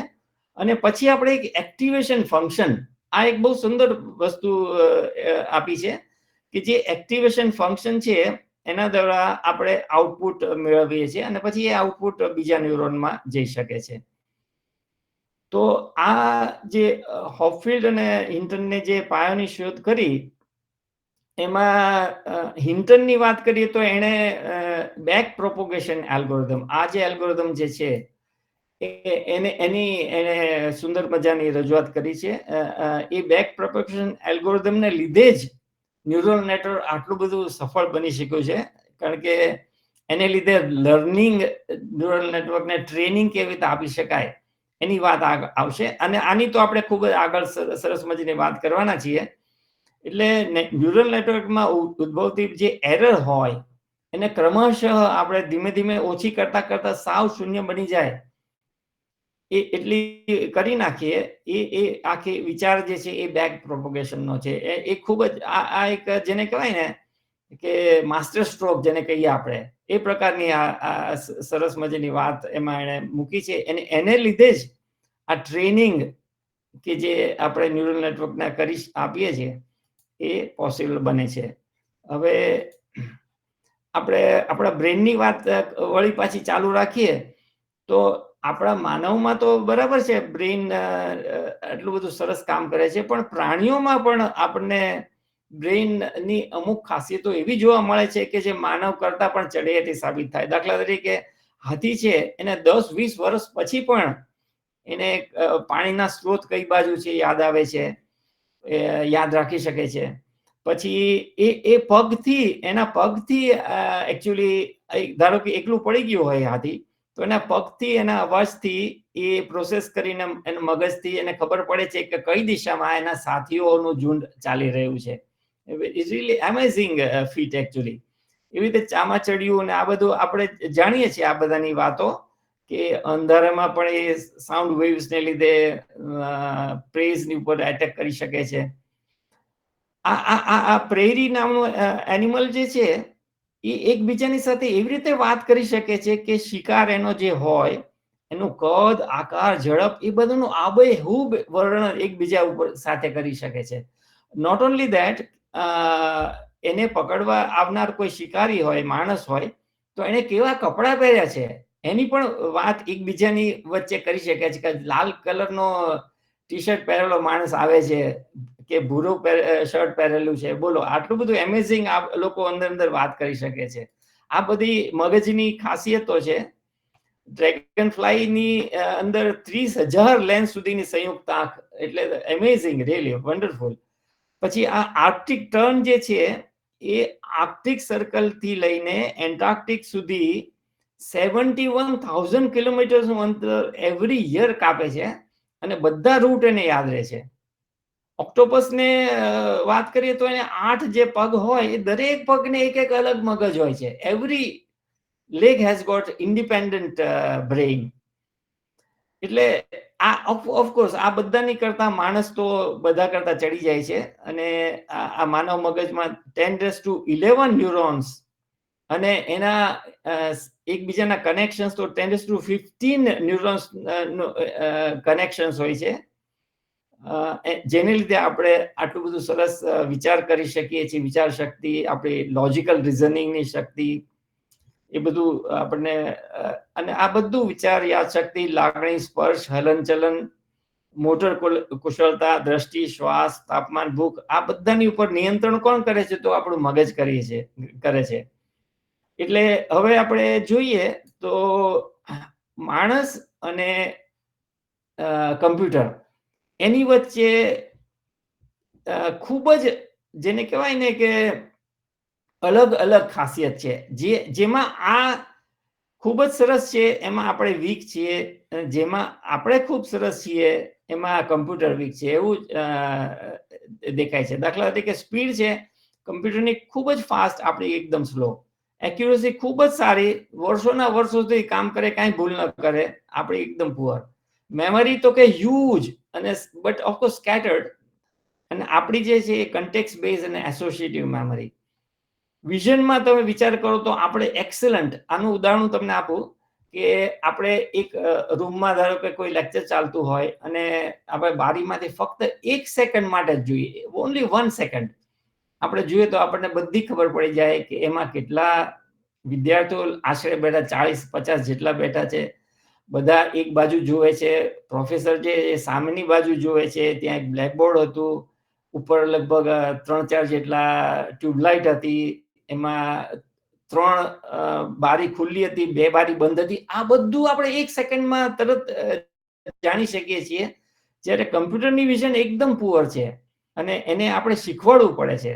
તો આ બધા જે આપણે એક્સલન્ટ આપણા છે ફીચર્સ, કે જેમાં vision, language, symbolic calculation, decision making, ચેસમાં દાખલા તરીકે આપણે જજમેન્ટ, પ્લાનિંગ, આ બધું આવે છે. એટલા માટે ચેસને કમ્પ્યુટરમાં કેવી રીતે એને શીખવાડવું એ અગત્યનું હોય છે. Classification, differences, movement, parallel task, આ બધું જેમાં આપણે ખૂબ સારા છીએ. તો એ વસ્તુ કમ્પ્યુટરને આપણે કોઈ પણ રીતે પહોંચાડી શકીએ, એને કહેવાય છે આર્ટિફિશિયલ ઇન્ટેલિજન્સ. એટલે આર્ટિફિશિયલ ઇન્ટેલિજન્સમાં આ કામની વાત નથી આવતી, એમાં તો કમ્પ્યુટર સરસ છે જ. આ કામની વાત આવે છે જેમાં માણસ સરસ છે. એટલે આર્ટિફિશિયલ ઇન્ટેલિજન્સનો એક સરસ મજાનો ડેફિનેશન છે કે artificial intelligence is making computers do things at which at the present moment human are better. A any definition છે આર્ટિફિશિયલ ઇન્ટેલિજન્સની, કે એમાં એટ પ્રેઝન્ટ શું કામ આવ્યું કે અમુક બાબતમાં આપણે સારા હોય પણ કમ્પ્યુટર ધીરે ધીરે શીખીને એમાં આગળ વધી શકે તો પછી એને કાઢી નાખે એમાંથી. એટલે જે બાબતોમાં આપણે સારા હોય અને કમ્પ્યુટર પુઅર હોય એ જે તમે કામ કરો એ બધું એને કહેવાય છે artificial intelligence. That is the definition. હવે એક બહુ જ એમેઝિંગ સરસ વસ્તુ જે છે એ આપણે જેનાથી આ ન્યુરલ નેટવર્કનો વિચાર આવ્યો એમાં એમ છે કે કમ્પ્યુટરમાં રહેલ જે ઇન્ટિગ્રેટેડ સર્કિટ છે એની સ્પીડ કેટલી છે? 10⁻⁹ સેકન્ડ્સની અંદર એક કાર્ય કરી શકે નાનકડું, તો એને નેનો સેકન્ડની સ્પીડ. અને માણસના બ્રેઇનમાં રહેલી ન્યુરોનની પ્રોસેસિંગ સ્પીડ કેટલી? તો કે 10⁻³ એટલે કે મિલી સેકન્ડ. 10⁻⁶ નો ડિફરન્સ આવ્યો. જો તમે 10 આટલું તો ફાસ્ટ, આપણે આટલા બધા સ્લો. અને છતાંય તે આપણે જે અગાઉ જોયું એમાં કેટલા બધા કામોમાં આપણે એક્સલન્ટ છીએ અને આ એકદમ પુઅર છે. આની સ્પીડ જબરજસ્ત હોવા છતાં આપણે વિઝન, લેંગ્વેજ એ બધામાં ખૂબ જ સારા અને કમ્પ્યુટર એની કરતા પાછળ. તો એવું શું કામ? That is the clue actually, જેને લીધે લોકો એમ કીધું કે ઓકે આપણે મગજની અંદર બ્રેઇનમાં જોઈએ કે કેવી રચના છે કે જેને આપણે જો આપણે ન્યુરલ નેટવર્ક આપણે કમ્પ્યુટરમાં લાવી શકીએ. અને એનાથી પછી ધીમે ધીમે ન્યુરલ નેટવર્કનો વિચાર ઊભો થયો. તો આવી ગણતરી કરવી હોય તો કમ્પ્યુટર પાસે તો બહુ રમત વાત છે, આપણી પાસે નહીં. એટલે એ બધી એની વાત આપણે અગાઉ કરી. આ પણ વાત મેં તમને કરી કે વિઝન આપણી ખૂબ જ સરસ છે. આપણે ખૂબ જ સરસ ક્લાસિફિકેશનમાં ખૂબ જ માસ્ટર છીએ. આપણે કમ્પ્યુટર એટલું બધું નથી, પણ હવે આર્ટિફિશિયલ ઇન્ટેલિજન્સને લીધે ધીમે ધીમે એ બહુ સરસ ક્લાસિફિકેશન કરી શકે છે. આપણે બે ચિત્રોમાં ડિફરન્સ હોય તરત કે જો અહીંયા એક વધારે છે, અહીંયા 2 છે, અહીંયા 3 છે. એટલે આપણે જે ઝડપથી differences, this is part of intelligence. આ બધા વસ્તુ જે છે એ આપણા ઇન્ટેલિજન્સને દર્શાવે છે. આપણે આ કોઈ સિમ્બોલિક વાત હોય એને ફટ કરતા સમજી શકીએ છીએ કે આ શું કહેવા માંગે છે. આ એક વાક્ય છે, I hit a man with a stick. હવે આના 2 અર્થ નીકળે. મેં એવા માણસને માર્યો કે જેની પાસે એક સ્ટિક હોય, અથવા તો મેં એક માણસને એક સ્ટિક વડે માર્યો. પણ ઓફકોર્સ આપણે હંમેશા એમ જ કહીએ કે આ hit a man with a stick, એનો અર્થ એમ જ થાય કે મેં એને સ્ટિક વડે માર્યો. એટલે 2 અર્થઘટનમાં કયો વધારે પ્રેક્ટિકલ ને કયો સારો છે આપણે તરત જ ખબર પડી જાય, જ્યારે કમ્પ્યુટરને આવી વસ્તુ નથી ખબર પડતી. તો મેં જેમ કહ્યું તમને કે આર્ટિફિશિયલ આની ડેફિનેશન છે કે AI is engaged in making computers do things at which at the present moment human are better. તો આ બધા વિચારોમાં જોઈએ તો બુદ્ધિગમ્ય કાર્યો અને વિચાર શક્તિ છે એ બાબતો જેમાં આપણે માનવ આગળ છે એને કમ્પ્યુટરમાં કેવી રીતે લાવી એની વાત આવે છે.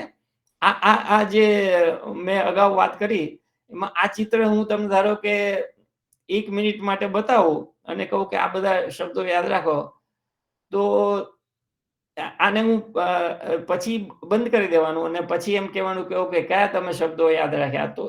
તો 7 જ શબ્દો આપણે યાદ રાખી શકીએ છીએ. એટલે આપણી મેમરી, શોર્ટ ટર્મ મેમરી કેટલી પુઅર છે એની વાત અહીંયા. આ બહુ એમેઝિંગ એક્સપેરિમેન્ટ છે. આ ગમે ત્યાં તમે કરો, વર્લ્ડમાં કોઈ પણ જગ્યાએ કરો તો ઓન એવરેજ 7 શબ્દો લોકો યાદ રાખશે, which is a amazing thing to know. હવે આપણે ધીમે ધીમે આવીએ છીએ કે પરસેપ્ટ્રોન્સ, ન્યુરલ નેટવર્કમાં જે પાયાનો એકમ જે છે એ પરસેપ્ટ્રોનની આપણે થોડી વાત કરશું. એનું સિમ્યુલેશન જોઈએ અને પછી આપણને ખબર પડે કે એ લર્નિંગ કેવી રીતે કરે છે એની વાતો હું કરવા માંગુ છું.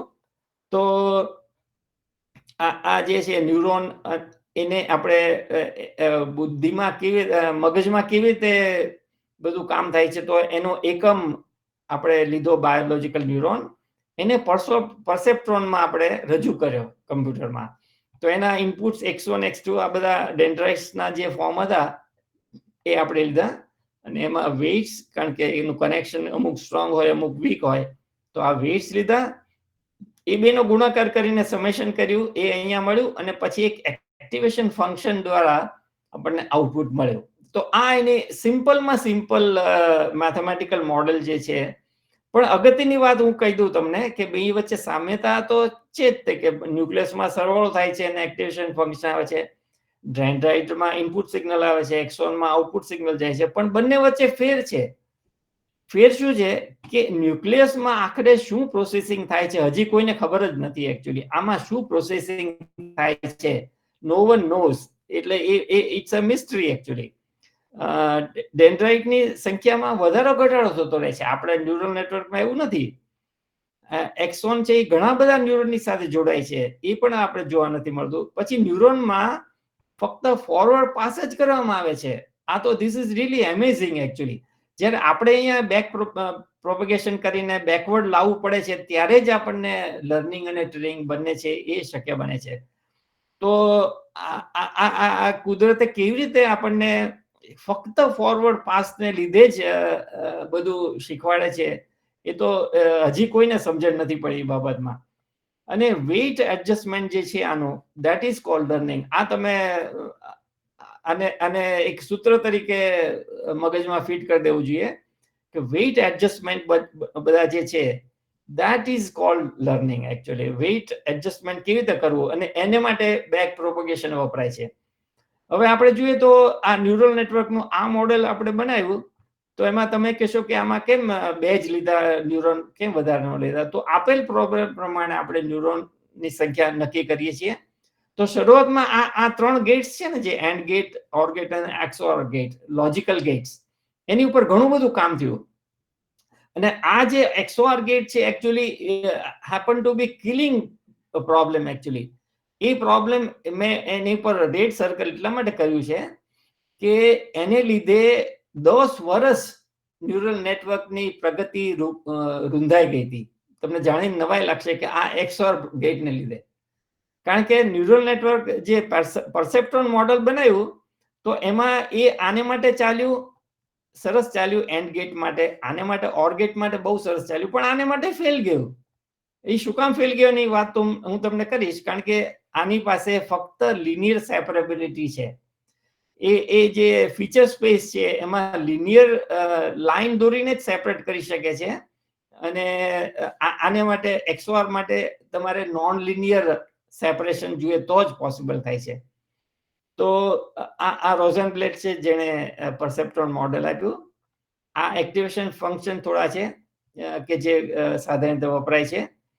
અને અહીંયા એમ બતાવ્યું છે કે આ લિનિયર સેપરેબિલિટીની વાત કરીને મેં, કે જે આ બે ફીચર સ્પેસમાં તમને આઉટપુટ જોઈએ, તો એમાં લાઈન દોરીને જો તમે એને સેપરેટ કરી શકો, તો એવા જ પ્રોબ્લેમ તમે પરસેપ્ટ્રોનથી સોલ્વ કરાય. અને એટલે જ આ ઓર ગેટ અને એન્ડ ગેટ બંનેમાં સફળ ગયું, પણ એક્સઓર ગેટમાં ટોટલ ફેલ ગયું.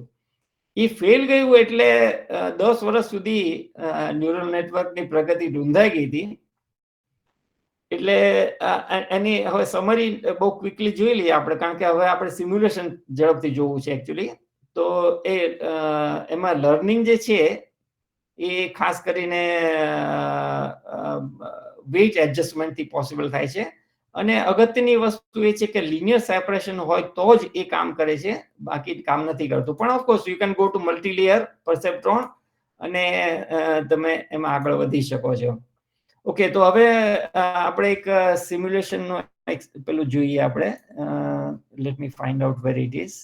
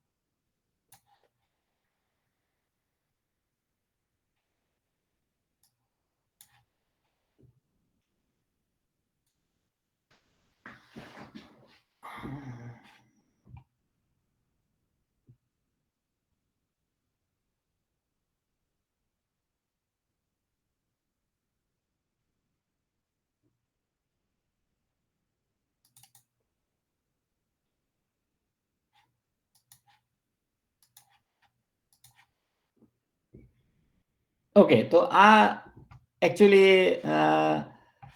દેખાય છે બધાને આ મોડેલ અહીંયા બતાવ્યું છે? હલો, હા સર. હા હા હા દેખાય છે. આ દેખાય છે ને પરસેપ્ટરનું મોડેલ? દેખાય છે. Okay okay fine, okay fine.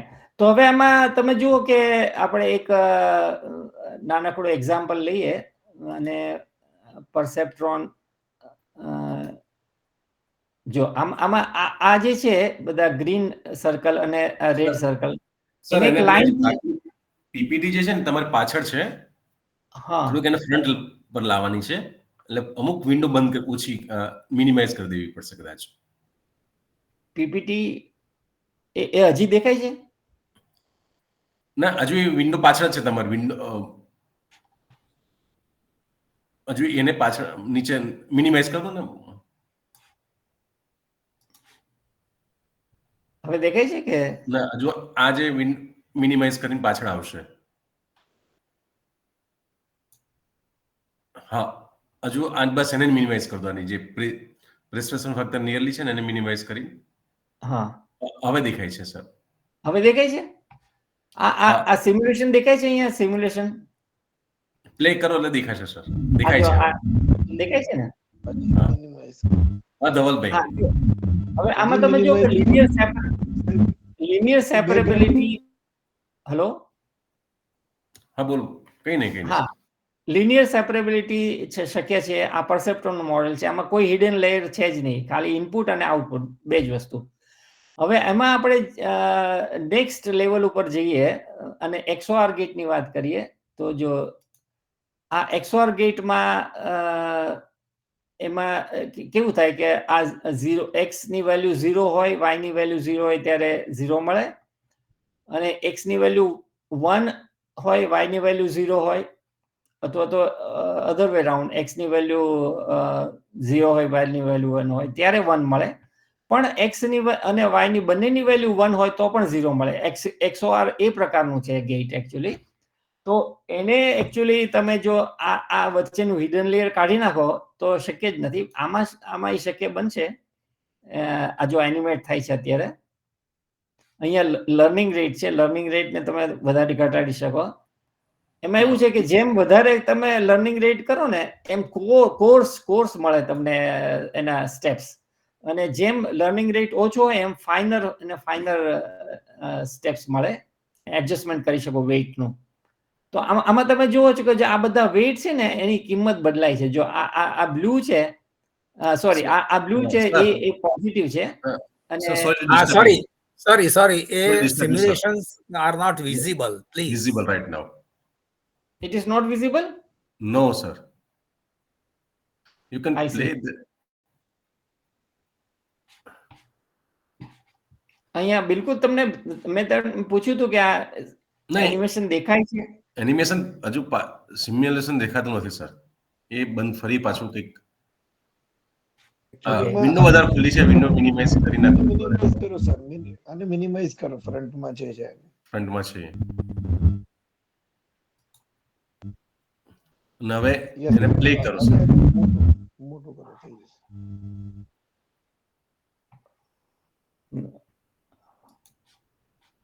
ના એકચ્યુઅલી આઈ એમ સરપ્રાઈઝ કે કેમ આવતું નથી. ના આવશે સર. પ્લે કરો ને સર તમે મોટું કરીને. એ મિનિમાઇઝ કરી દો સર આ વિન્ડો આલ્બર્ટ આઇન્સ્ટાઈન વાળી. હા હવે એને પ્લે કરો. આજે વિન્ડો નહીં. ના આ તો બીજું છે એકચ્યુઅલી, પેલું સિમ્યુલેશન છે જ નહીં. અચ્છા. હા ફરી ટ્રાય કરો સર એવું હોય તો.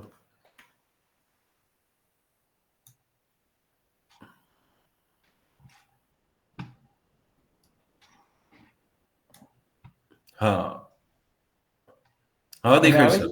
હા હવે દેખાય. હા બહુ સરસ. હવે દેખાયું ને? હા આ જો આ એનિમેશન દેખાય છે હવે? હા દેખાય છે સર. હા સરસ. હવે જો આને રીસેટ કરીને ફરી વાર આપણે રન કરીએ. આ દેખાય છે? ઓકે. અહીંયા તમે જુઓ કે આ રેડ જે કનેક્શન જે છે એ નેગેટિવ છે અને બ્લુ છે પોઝિટિવ છે, એટલે આપણને તરત ખબર પડે કયા વેઇટ એડજસ્ટ કરે છે. આ વેઇટ એડજસ્ટમેન્ટ જે છે that is the training of a neural network. એટલે અત્યારે ટ્રેન થઈ રહ્યું છે અત્યારે. પણ હું જેવું આ અગત્યની વાત મારે જે કરવી છે કે આમાં ધારો કે આને આપણે સ્ટોપ કરી દઈએ અને હિડન લેયરને કાઢી નાખીએ.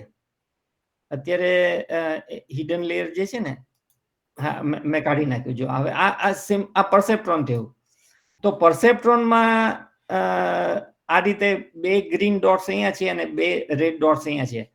તો આને તમે ગમે એટલું અને ટ્રાય કરશો ને ટ્રેનિંગનું, તો કરેક્ટ વેલ્યુઝ જે છે 2 1 ક્યારેક મળે, ક્યારેક 2 મળે, પણ 4 તો મળે જ નહીં કોઈ હિસાબે, કારણ કે લિનિયર સેપરેબિલિટી પોસિબલ જ નથી. આ જે મેં તમને કીધું ને, આને લીધે 10 વર્ષ આપણે ન્યુરલ નેટવર્કના પ્રોગ્રેસમાં પાછળ રહી ગયા હતા. આ તો 1980-90 ની વાત છે, બહુ જૂની વાત છે. પણ ઓફકોર્સ આ મને યાદ છે બરાબર, એ વખતે એવું થયું હતું, કારણ કે સેમ્યુઅલ પેપર્ટ નામનો એક સાયન્ટિસ્ટ હતો, ખૂબ જ આગળ પડતો. એણે પેપર લખ્યું કે ભાઈ ન્યુરલ નેટવર્ક તમે ભલે પરસેપ્ટ્રોન મોડેલ આપ્યું પણ એ તો ફેલ જાય છે, એટલે વાત અટકી પડી. પછી ધીમેથી કોઈક આ હિન્ટને જેમ બેક પ્રોપોગેશન આપ્યું એમ ધીમે ધીમે વળી પાછું એ ઊંચકાણું. એટલે પછી તો હું તમને બતાવું, બહુ સરસ મજાના જે આ જો ઇવન 3 ક્લાસીસ હોય. આ દેખાય છે અહીંયા ગ્રીન, બ્લેક અને આ બ્લુ. આ દેખાય છે સ્ક્રીન ઉપર? હેલો? યસ. હા, ઓકે. તો આપણે એને આ હિડન લેયર ને લીધે જ આ પરસેપ્ટ્રોન નથી, હવે આ તો ન્યુરલ નેટવર્ક આવી ગયું કે જેમાં હિડન લેયર્સ ને એડ કર્યા છે. એટલે કે જેમ જેમ હિડન લેયર વધારે કરો એમ ડીપ લર્નિંગ થતું જાય.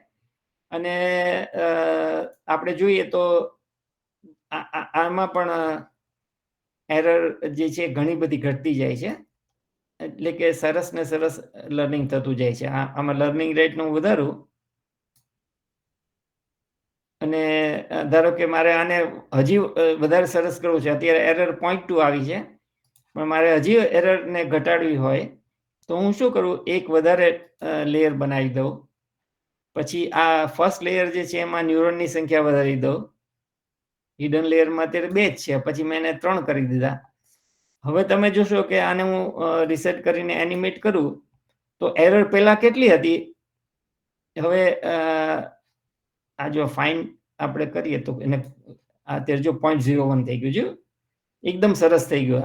આ ન્યુરલ નેટવર્ક એકદમ સરસ ટ્રેન થઈ ગયું છે, કારણ કે એ 3 ક્લાસિફિકેશનને પોસિબલ કરે છે. આ ગ્રીન, પછી આ વચ્ચેના અને આ બ્લુ. આ બધું દેખાય છે ને બરાબર? હા સર, દેખાય છે. હા, જો આ અત્યારે 0 એરર થઈ ગઈ ટોટલી. એટલે બધા જ એને ક્લાસિફાય સરસ મજાના કરી નાખ્યા ન્યુરલ નેટવર્કે. તો આ રીતે એક્ઝામ્પલ્સ દ્વારા આ ન્યુરલ નેટવર્કમાં ટ્રેનિંગ પોસિબલ થાય છે. તો આમાં કોઈને કઈ પ્રશ્ન હોય તો પૂછી શકો છો એકચ્યુઅલી, નહીતર આપણે આ બંધ કરી દઈએ. પછી આ બહુ સરસ ડેમો છે ન્યુરલ નેટવર્કનો, બરાબર? ઓકે, તો હું આને બંધ કરી દઉં છું હવે.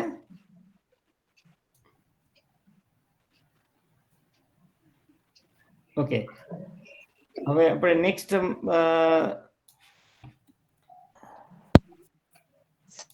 સાઇટ છે. હા, એની હું લિંક આપને મોકલાવીશ પછી. હા, ચોક્કસ, હું ચોક્કસ મોકલાવીશ, યાદ રાખીને.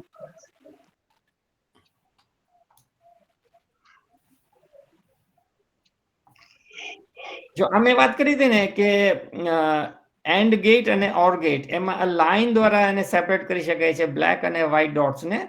જો આ બ્લેક ડોટ્સ અને વ્હાઇટ ડોટ ને એક લાઈન દ્વારા સેપરેટ કરાય છે. પણ આ જે XOR ગેટ છે એમાં તમે કોઈ પણ એવી લાઈન ન દોરી શકો કે જેથી એક બાજુ બ્લેક હોય ને બીજી બાજુ વ્હાઇટ હોય. એ શક્ય જ નથી. તમે કોઈ પણ વિચાર કરો, કોઈ પણ લાઈન દોરો, એટલે perceptron totally fails actually. That was the problem. Okay, હવે પછી એટલે આર્ટિફિશિયલ ન્યુરલ નેટવર્ક જનરલ બનાવ્યું તો એમાં હિડન લેયર્સની સંખ્યા વધારી અને ઇનપુટ લેયર અને આઉટપુટ લેયર આ રીતે રાખ્યા. હવે આ એક બહુ અગત્યની વાત, ખૂબ જ સુંદર વાત છે કે ન્યુરલ નેટવર્ક જે છે ને એ એક યુનિવર્સલ ફંક્શન છે. તો આ અત્યારે સ્ક્રીન પર દેખાય છે ને બધાને? હલો, હા સર. હા. તો જેવી રીતે આપણે કહીએ ને આ ફંક્શનની વાત કરીએ, કોઈ પણ mathematical function f of x is equal to y, બરાબર? હવે દાખલા તરીકે આ ફંક્શન જે છે 2x + 1 હોય તો હું એમ કહું કે x ની વેલ્યુ 10 છે, તો તમે તરત કહેશો કે 10 × 2 + 1 એટલે 21 થાય ફંક્શનની વેલ્યુ. તો આ આપણને આ કન્સેપ્ટ જેટલો ઇઝીલી સમજણ પડે છે, બરાબર એવો જ કન્સેપ્ટ જે છે એ ન્યુરલ નેટવર્ક માટે છે. ન્યુરલ નેટવર્ક એ એકચ્યુઅલી યુનિવર્સલ ફંક્શન છે. It's a universal function. આમાં જેમ neural network in the bracket input is equal to output, આ જે f of x is equal to y, તો neural network is the function, x is the input અને y is the output. એટલે આ જે છે એમાં આપણે neural network, this is the function, this is f actually, this whole thing is f. એને આપણે ઇનપુટ આપ્યું, આ ફંક્શન એને એની ઉપર કામ કર્યું અને આપણને આઉટપુટ મળ્યું. સો that's why neural network is called a universal function. આ મેથેમેટિક્સના જે વિદ્યાર્થીઓ હશે કોઈ, એને બહુ આ કન્સેપ્ટ ગમી જાય એવો છે કે ન્યુરલ નેટવર્ક શું છે આખરે, તો કે it's a universal function, simple. એ એક ફંક્શન છે એકચ્યુઅલી. આ બહુ સુંદર વાત છે. તો એને 3 સ્તરોમાં આપણે ન્યુરોન્સને વેચવામાં આવે છે: ઇનપુટ લેયર, હિડન લેયર અને આઉટપુટ લેયર. આ રીતે. અને ઇનપુટ સિગ્નલ આમ જાય છે આ રીતે, અને એરર સિગ્નલ છે backward. This is the back propagation. એટલે એને યુ ગો બેકવર્ડ્સ. અગત્યની વાત ફરીવાર યાદ કરાવું તમને કે આપણા હ્યુમન બ્રેનમાં આમ જ ફક્ત જાય છે. આ ઇનપુટ સિગ્નલ આમ હોય તો આમ જ જાય, ફોરવર્ડ ડિરેક્શનમાં જાય. આ બેકવર્ડની વાત જ નથી આપણે હ્યુમન બ્રેનમાં. એટલે એમેઝિંગલી એ કેવી રીતે આ બેકવર્ડ સિગ્નલ વગર આટલું બધું સુંદર બ્રેન કામ કરે છે હજી કોઈને ખબર જ નથી. ફક્ત એમાં ઇનપુટ સિગ્નલ ફોરવર્ડ ડિરેક્શનમાં જ જાય છે, બેકવર્ડ જતું જ નથી. અને આમાં વેઇટ ફિક્સેશન જેમ થતું જાય એમ લર્નિંગ વધતું જાય. This is the main concept of neural network. Weight fixation અને લર્નિંગ એ બંને સિનોનિમ્સ છે. પછી આપણે કોઈને એમ થાય કે હું વધારે જેમ વાપરું પેલા હિડન લેયર્સ તો મને સરસ રિઝલ્ટ મળે છે, તો હું એક સાથે 50 હિડન લેયર વાપરું, તો એવું નથી. ઓછા હિડન લેયર વાપરીને કામ કરો તો આવું મળે. જેમ કે પરસેપ્ટ્રોનમાં જોવા મળ્યું કે લાઈન છે cannot separate non linear things actually. એટલે એને માટે હિડન લેયર જોઈએ, તો હિડન લેયર વાપર્યા, વધારે ન્યુરન્સ વાપર્યા, તો આટલું સરસ ફિટિંગ મળ્યું. પણ તમે જો ખૂબ જ વધારે પડતા હિડન લેયર ને ન્યુરોન વાપરો તો આવું ફિટિંગ મળે, which is actually cold over fitting. This is called over fitting. આવું ન કરવું જોઈએ. This is the right kind of fitting actually. એટલે ગોલ્ડન રૂલ શું છે અહીંયા બતાવ્યું છે. જો કેટલા હિડન લેયર વાપરા, તો શરૂઆતમાં ફક્ત 1 અને પછી પ્રશ્નની જરૂરિયાત મુજબ હિડન લેયર્સ વધારી શકાય. પછી હિડન લેયરની અંદર ન્યુરોન કેટલા રાખવા, તો કે ખૂબ ઓછા. લર્નિંગ શક્ય બનતું નથી, તો અને ખૂબ વધારે વાપરો તો જરૂર કરતા વધારે લર્નિંગ થાય છે. એટલે જરૂર પૂરતું અને સરસ ફિટ મેળવવા માટે ઓછા હિડન લેયર્સ અને ઓછા ન્યુરોન્સ સાથે શરૂઆત કરવાની, પછી ધીરે ધીરે વધારતા જવાની. આ બહુ અગત્યની વસ્તુ છે, કારણ કે ઘણા લોકોને એમ થાય કે હિડન લેયર થી મને સરસ ફિટિંગ મળે છે તો હું વધારી દઉં. That is not good actually. હવે આના ફીચર્સ શું છે? ન્યુરલ નેટવર્કના ફીચર્સ જે છે એમાં એડેપ્ટિવ લર્નિંગ પોસિબલ છે. એડેપ્ટિવ લર્નિંગ એટલે કોઈ પણ જટિલ પ્રશ્ન હોય તો એમાં ધીમે ધીમે એને અનુકૂળ પરિસ્થિતિમાં સોલ્વ કરે અને એડેપ્ટિવ ફેશનમાં લર્નિંગ પોસિબલ થાય છે. જેવી રીતે ગણિત અને ભાષામાં આપણે કરતા હોઈએ છીએ. સેલ્ફ ઓર્ગેનાઇઝેશન, વિશાળ માત્રામાં ડેટા ક્લસ્ટર્સ અને વર્ગીકૃત કરવાની ક્ષમતા છે ન્યુરલ નેટવર્કમાં આવેલી હોય છે. રિયલ ટાઈમ ઓપરેશન્સ, એટલે ન્યુરલ નેટવર્ક ક્યારેક રિયલ ટાઈમ જવાબો ખૂબ સુંદર રીતે પ્રદાન કરી શકે છે. એક તમને દાખલો આપો કે જ્યારે ફાઇટર પ્લેન્સ જતા હોય પણ વોર વખતે કે ગમે તેમ, તો એમાં પાયલટની પાસે બધા ટાર્ગેટના ઇમેજીસ હોય કે ભાઈ આ જગ્યાએ જઈને તારે લોન્ચ કરવાના છે બધા રોકેટ્સ કે જે કંઈ હોય તે. તો એની પાસે ન્યુરલ નેટવર્ક બેઝડ મોડેલ્સ હોય, એમાં ક્લિક કરે તો રિયલ ટાઈમમાં એને જવાબ મળી જાય કે હા આ સામે દેખાય છે એ બરાબર છે, ત્યાં જ ફાયર કરો. તો એ રીતે રિયલ ટાઈમમાં જવાબો ન્યુરલ નેટવર્કની રીતે મળી શકે છે. પછી હાજી હા સર, ટાઈમ થઈ ગયો છે સર. ચાલો ઓકે, તો આઈ થિંક લાસ્ટ સ્લાઇડ હું લઈ લઉં કે ફોલ્ટ ટોલરન્સ. એટલે ન્યુરલ નેટવર્કમાં શું છે કે ન્યુરોન્સ ઓછા થઈ જાય તો પણ કામ બીજા ન્યુરોન્સથી ચલાવી શકાય છે. એટલે જેવી રીતે મગજની અંદર શું છે કે અમુક આપણે ન્યુરોન્સ બધા ક્યારેક કામ કરે ક્યારેક કામ ન કરે, કારણ કે હ્યુમન બોડી એમાં પણ ફોલ્ટ આવી શકે. તો એવું સરસ કુદરતમાં બનાવ્યું છે ન્યુરલ નેટવર્ક આપણા મગજની અંદર કે અમુક ન્યુરોન કામ ન કરે તો બીજા ન્યુરોન એને ટેક ઓવર કરી અને એ કામને પૂરું કરતા હોય છે. તો આઈ થિંક એક બે એક્ઝામ્પલ જ બતાવી દઉં કે જો આટલી મોટી એક બેટલ ઓફ ટ્રાફલ્ગરની આટલું બધું મેસેજ મોટો હતો તો એને સમરાઇઝેશન દ્વારા આટલું નાના પેલામાં એને સમરી કરી આપી, આ ન્યુરલ નેટવર્કે કરી.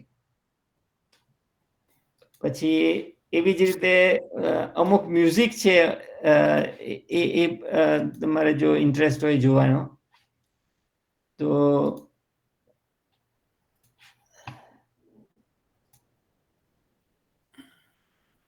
એને કેવી રીતે મ્યુઝિક બનાવે છે તો that is also possible actually.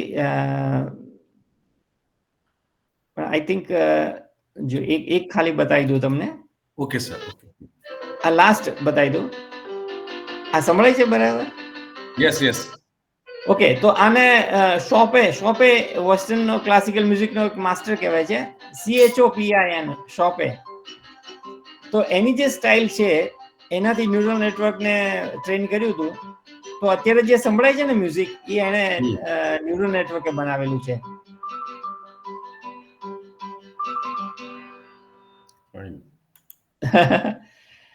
તો મને લાગે છે કે હવે સમય પૂરો થઈ ગયો છે, તો હું વક્તવ્ય પૂરું જ કરું છું અહીંયા. Okay, thank you so much બધાને. થેન્ક યુ સર, તમે સરસ રીતે સમજાવ્યા ન્યુરલ નેટવર્ક માટે. અમને પણ ઘણું very nice, very nice, thank you. અને કોઈ પ્રશ્ન હોય તો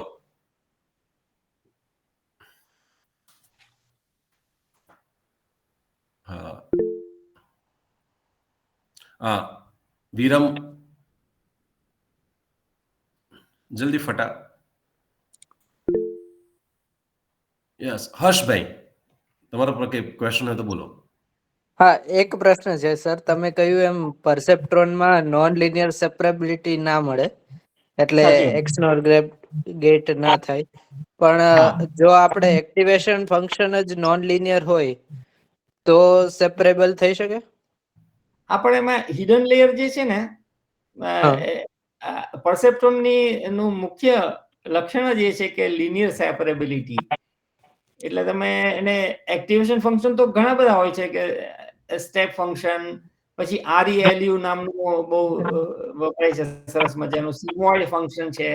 એવા ઘણા બધા એક્ટિવેશન ફંક્શન અલગ અલગ વાપરી શકાય, પણ એને લીધે નોન લિનિયરિટી નથી આવતી. Non-linearity comes only through hidden layers. એટલે ડીપ લર્નિંગ હોય તો જ non-linearity પોસિબલ થાય છે. સાચી વાત. સર, આને પ્રોગ્રામિંગ માટે કઈ લેંગ્વેજ સારી? પ્રોગ્રામિંગમાં તો C++ વાપરી શકાય, જાવા વપરાય, પાયથોન હમણાં ઘણી બધી પોપ્યુલર છે. મને મારી પ્રિય લેંગ્વેજ તમે પૂછો તો મેથેમેટિકામાં મેં બહુ જ કામ કરેલું છે. મેથેમેટિકા એમાં ખૂબ જ ડિટેલ પ્રોગ્રામ મેં કરેલા છે. પણ every language has it's on flavour. એટલે તમને કઈ અનુકૂળ પડે છે એ તમારે સેજ ટ્રાયલ એન્ડ એરર થી જોવું પડે. Vinod sir. Yes, very nice. I am just thinking Yes. the conceptual thinking, for example, Planck hypothesis, Right. that sort of out of the nothing is available to explain certain features, something original by thinking process has been involved, right? They're like black body, how Planck thought of probably the quantization of light will help you to explain that sort of process, how this AI can take care. Creativity, we are going by small steps. As I told you, poetry લખે છે ધીમે ધીમે લખતા થયા છે, that is a creativity, right? That is part of creativity. There was nothing and it created some poem which came just out of the blue. So it's a very slow progress. I mean, what we are referring is highly intellectual and only distinguished people can achieve breakthroughs in science or in solving problems. તો એ બધું neural network થી હજી તો શક્ય નથી. I mean days are very far of કે આપણે ત્યાં સુધી પહોંચી શકીશું. Right. Your point is very valid કે એ જાતનું કન્સેપ્ચ્યુઅલ બ્રેક થ્રુ આપણે ક્યારે કરી શકીએ એમ. That's right.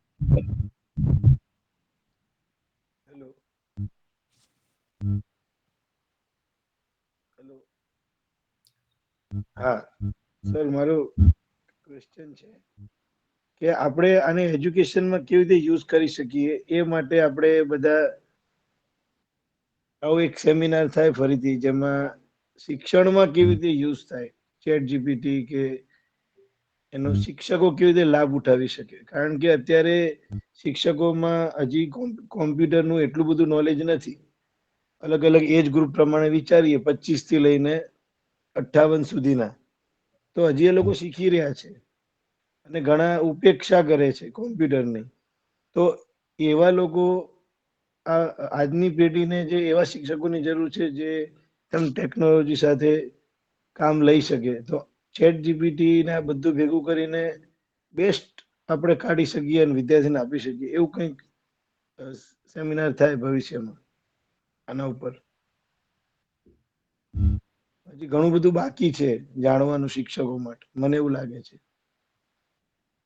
સાચી વાત.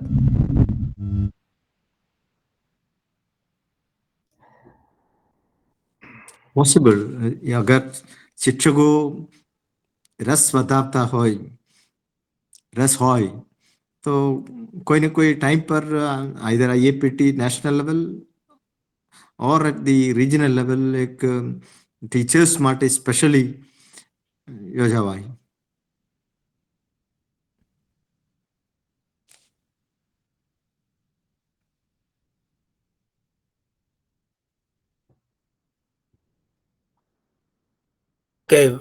Okay, very nice. Please, let us proceed.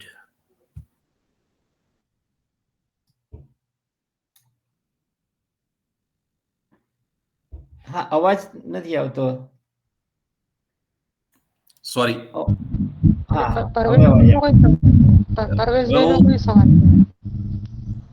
હવે અવાજ આવ્યો.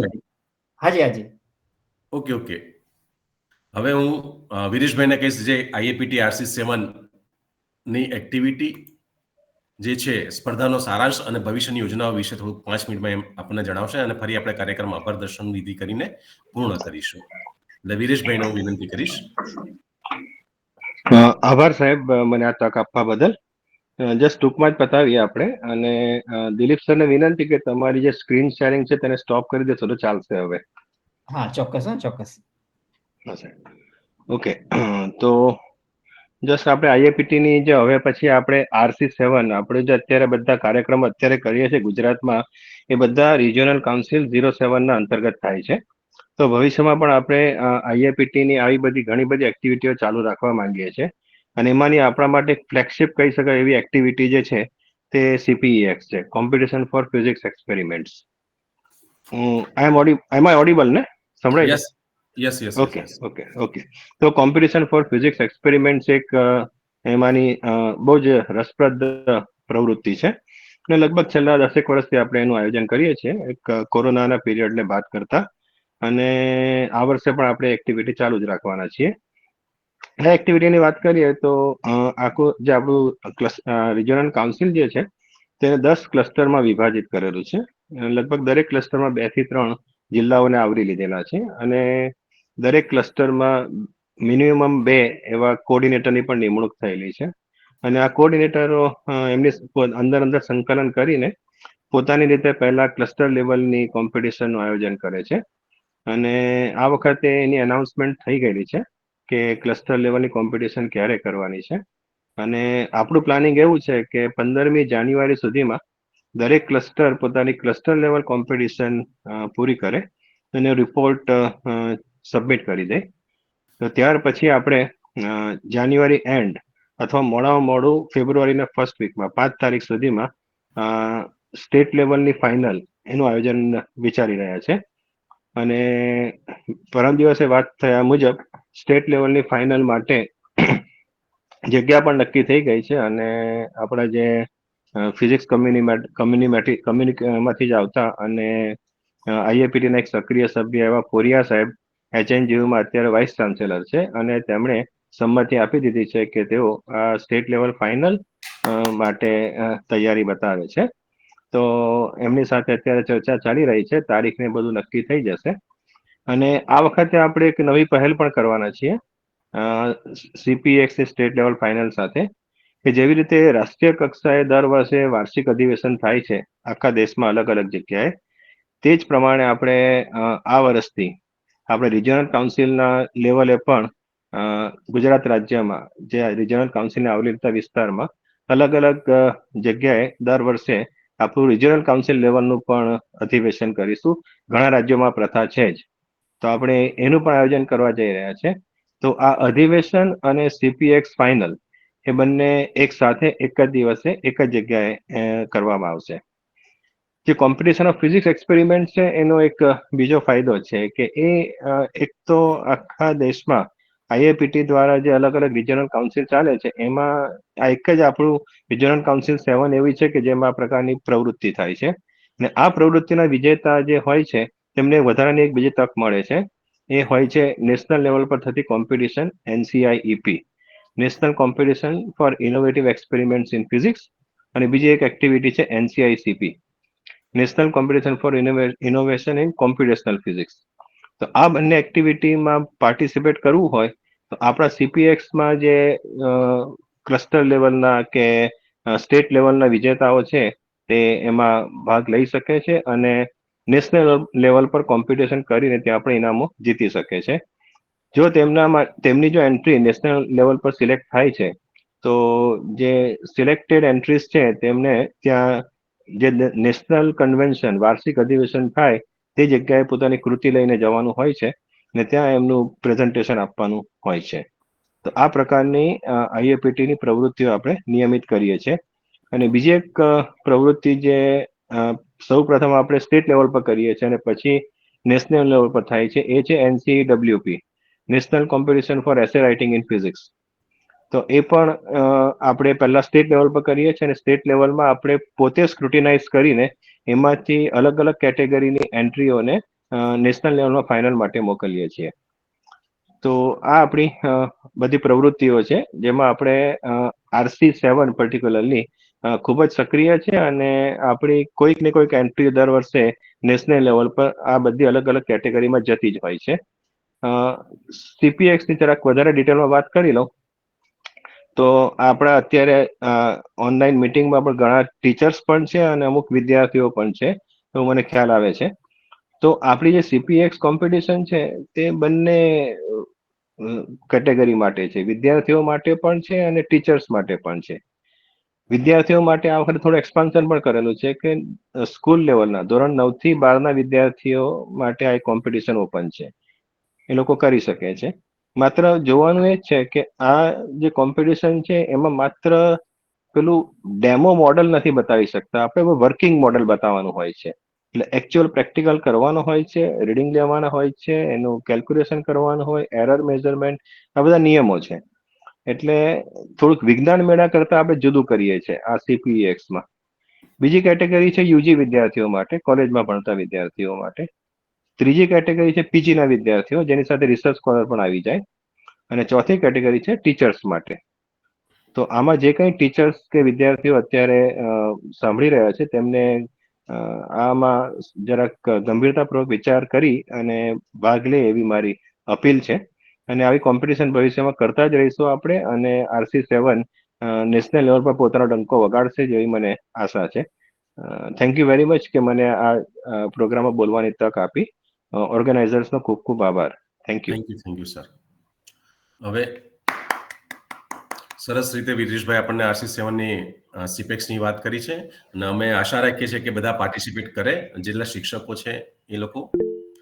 હવે વધારે પડતી વાત નથી, રેખાબેન ઘોડપર આપણી સાથે છે, તો હું 2 કે 3 મિનિટ એમને આપીશ કે રેખાબેન આપણે અમારો કાર્યક્રમ કેવો લાગ્યો. Welcome to Rekhaben. Thank you, sir. General Please, the Secretary. General Secretary. Thank you, sir. Thank you. It was APT. wonderful. Actually, first time I heard on neural network.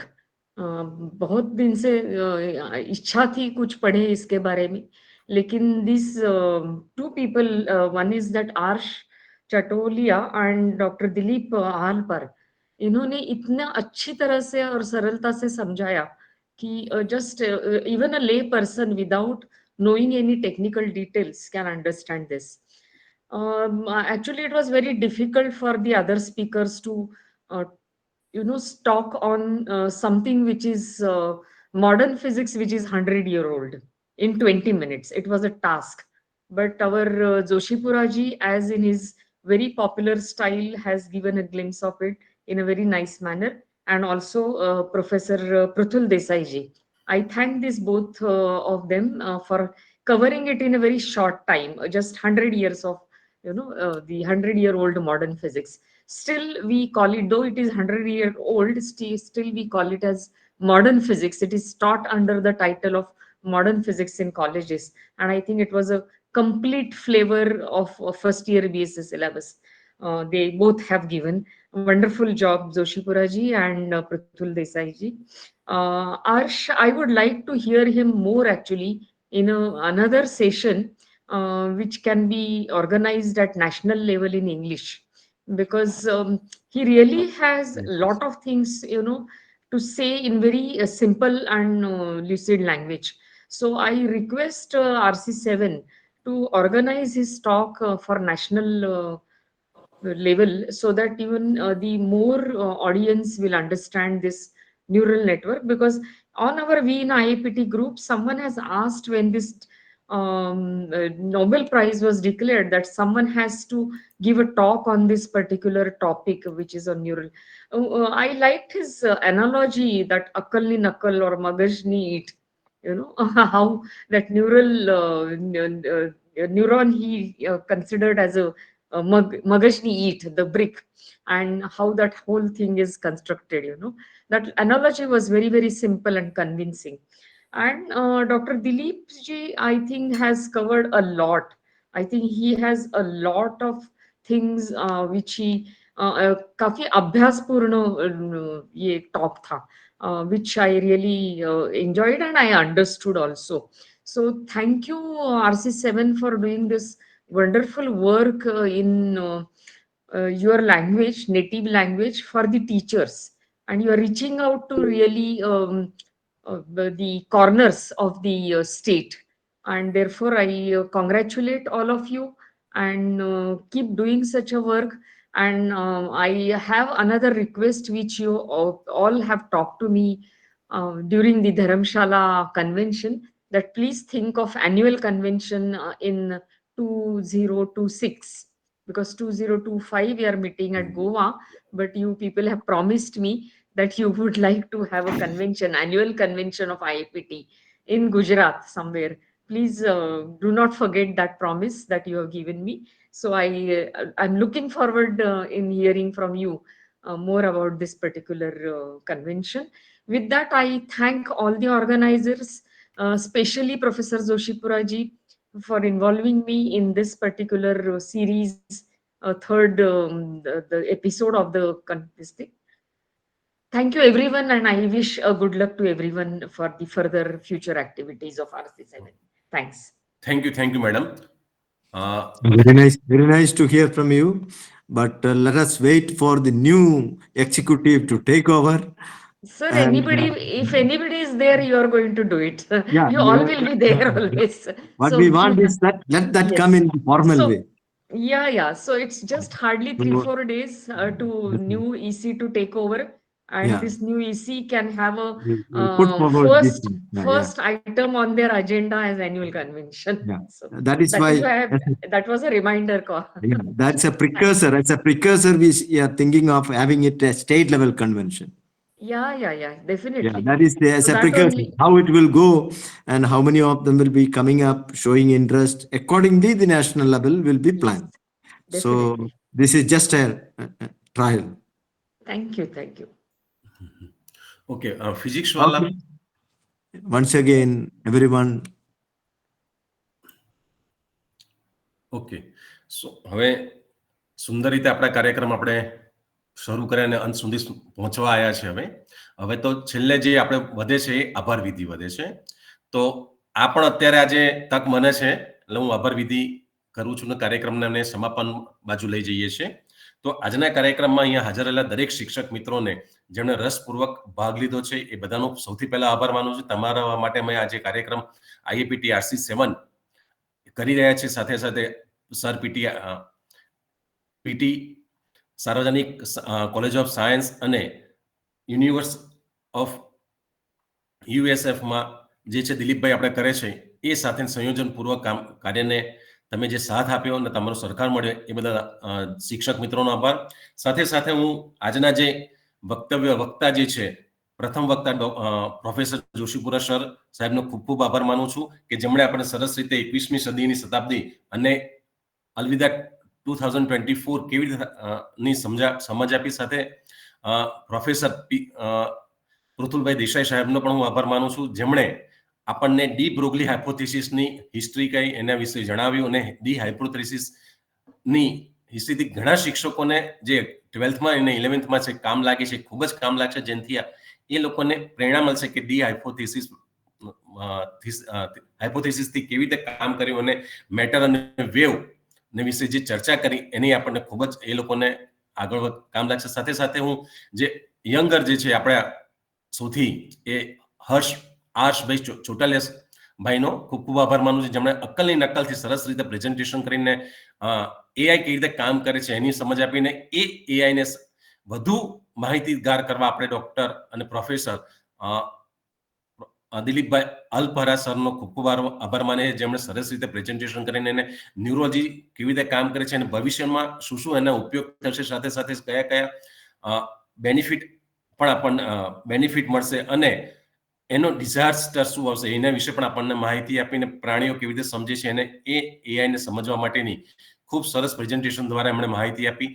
અને અહીં હાજર રહેલા અને ખાસ કરીને દિલીપભાઈ સતાશિયાનો પણ હું આભાર માનીશ જેમણે ગૂગલ ફોર્મ માટે મહેનત કરીને ગૂગલ ફોર્મ દરેકને પહોંચાડ્યા અને એ જે ભરીને કોલોબરેશન કરીને આપણને આપ્યું એ દિલીપભાઈ સતાશિયાનો પણ આભાર માનીશ જે સતત ફોલોઅપમાં રહ્યા અને ખાસ અમારા પ્રેરણાદાયક Joshipura sir, VC Vinod Kumar sir, બરાબર, અને એ બધાનો ખૂબ ખૂબ આભાર માનીશું કે જેમણે સતત પ્રેરણાથી આ કાર્યક્રમ આપણો સરસ રીતે કરીએ છીએ. અને વિરેશભાઈ ઠક્કર સાહેબનો પણ આભાર માનીશ કે જેમણે આપણને આ રીતે આપણને મદદ કરીને RC7 કેવી રીતે કામ કરે છે અને એ CPEX કેવી રીતે સ્પર્ધા કામ કરીને સમજ આપી છે. તો અહીં આ કાર્યક્રમને હું જાહેર કરું છું. દરેકને જય હિન્દ અને નવા વર્ષના હેપી ન્યૂ યર. અને કોઈ મારી ભૂલચૂક થઈ હોય તો મને માફ કરજો. એ બદલ I am very sorry if any. No, well done. And happy new year in advance to all. Happy New Year and very happy IYQ 2025. Yes. Okay તો આપણે પૂર્ણ કરીએ છીએ. બધાનો આભાર.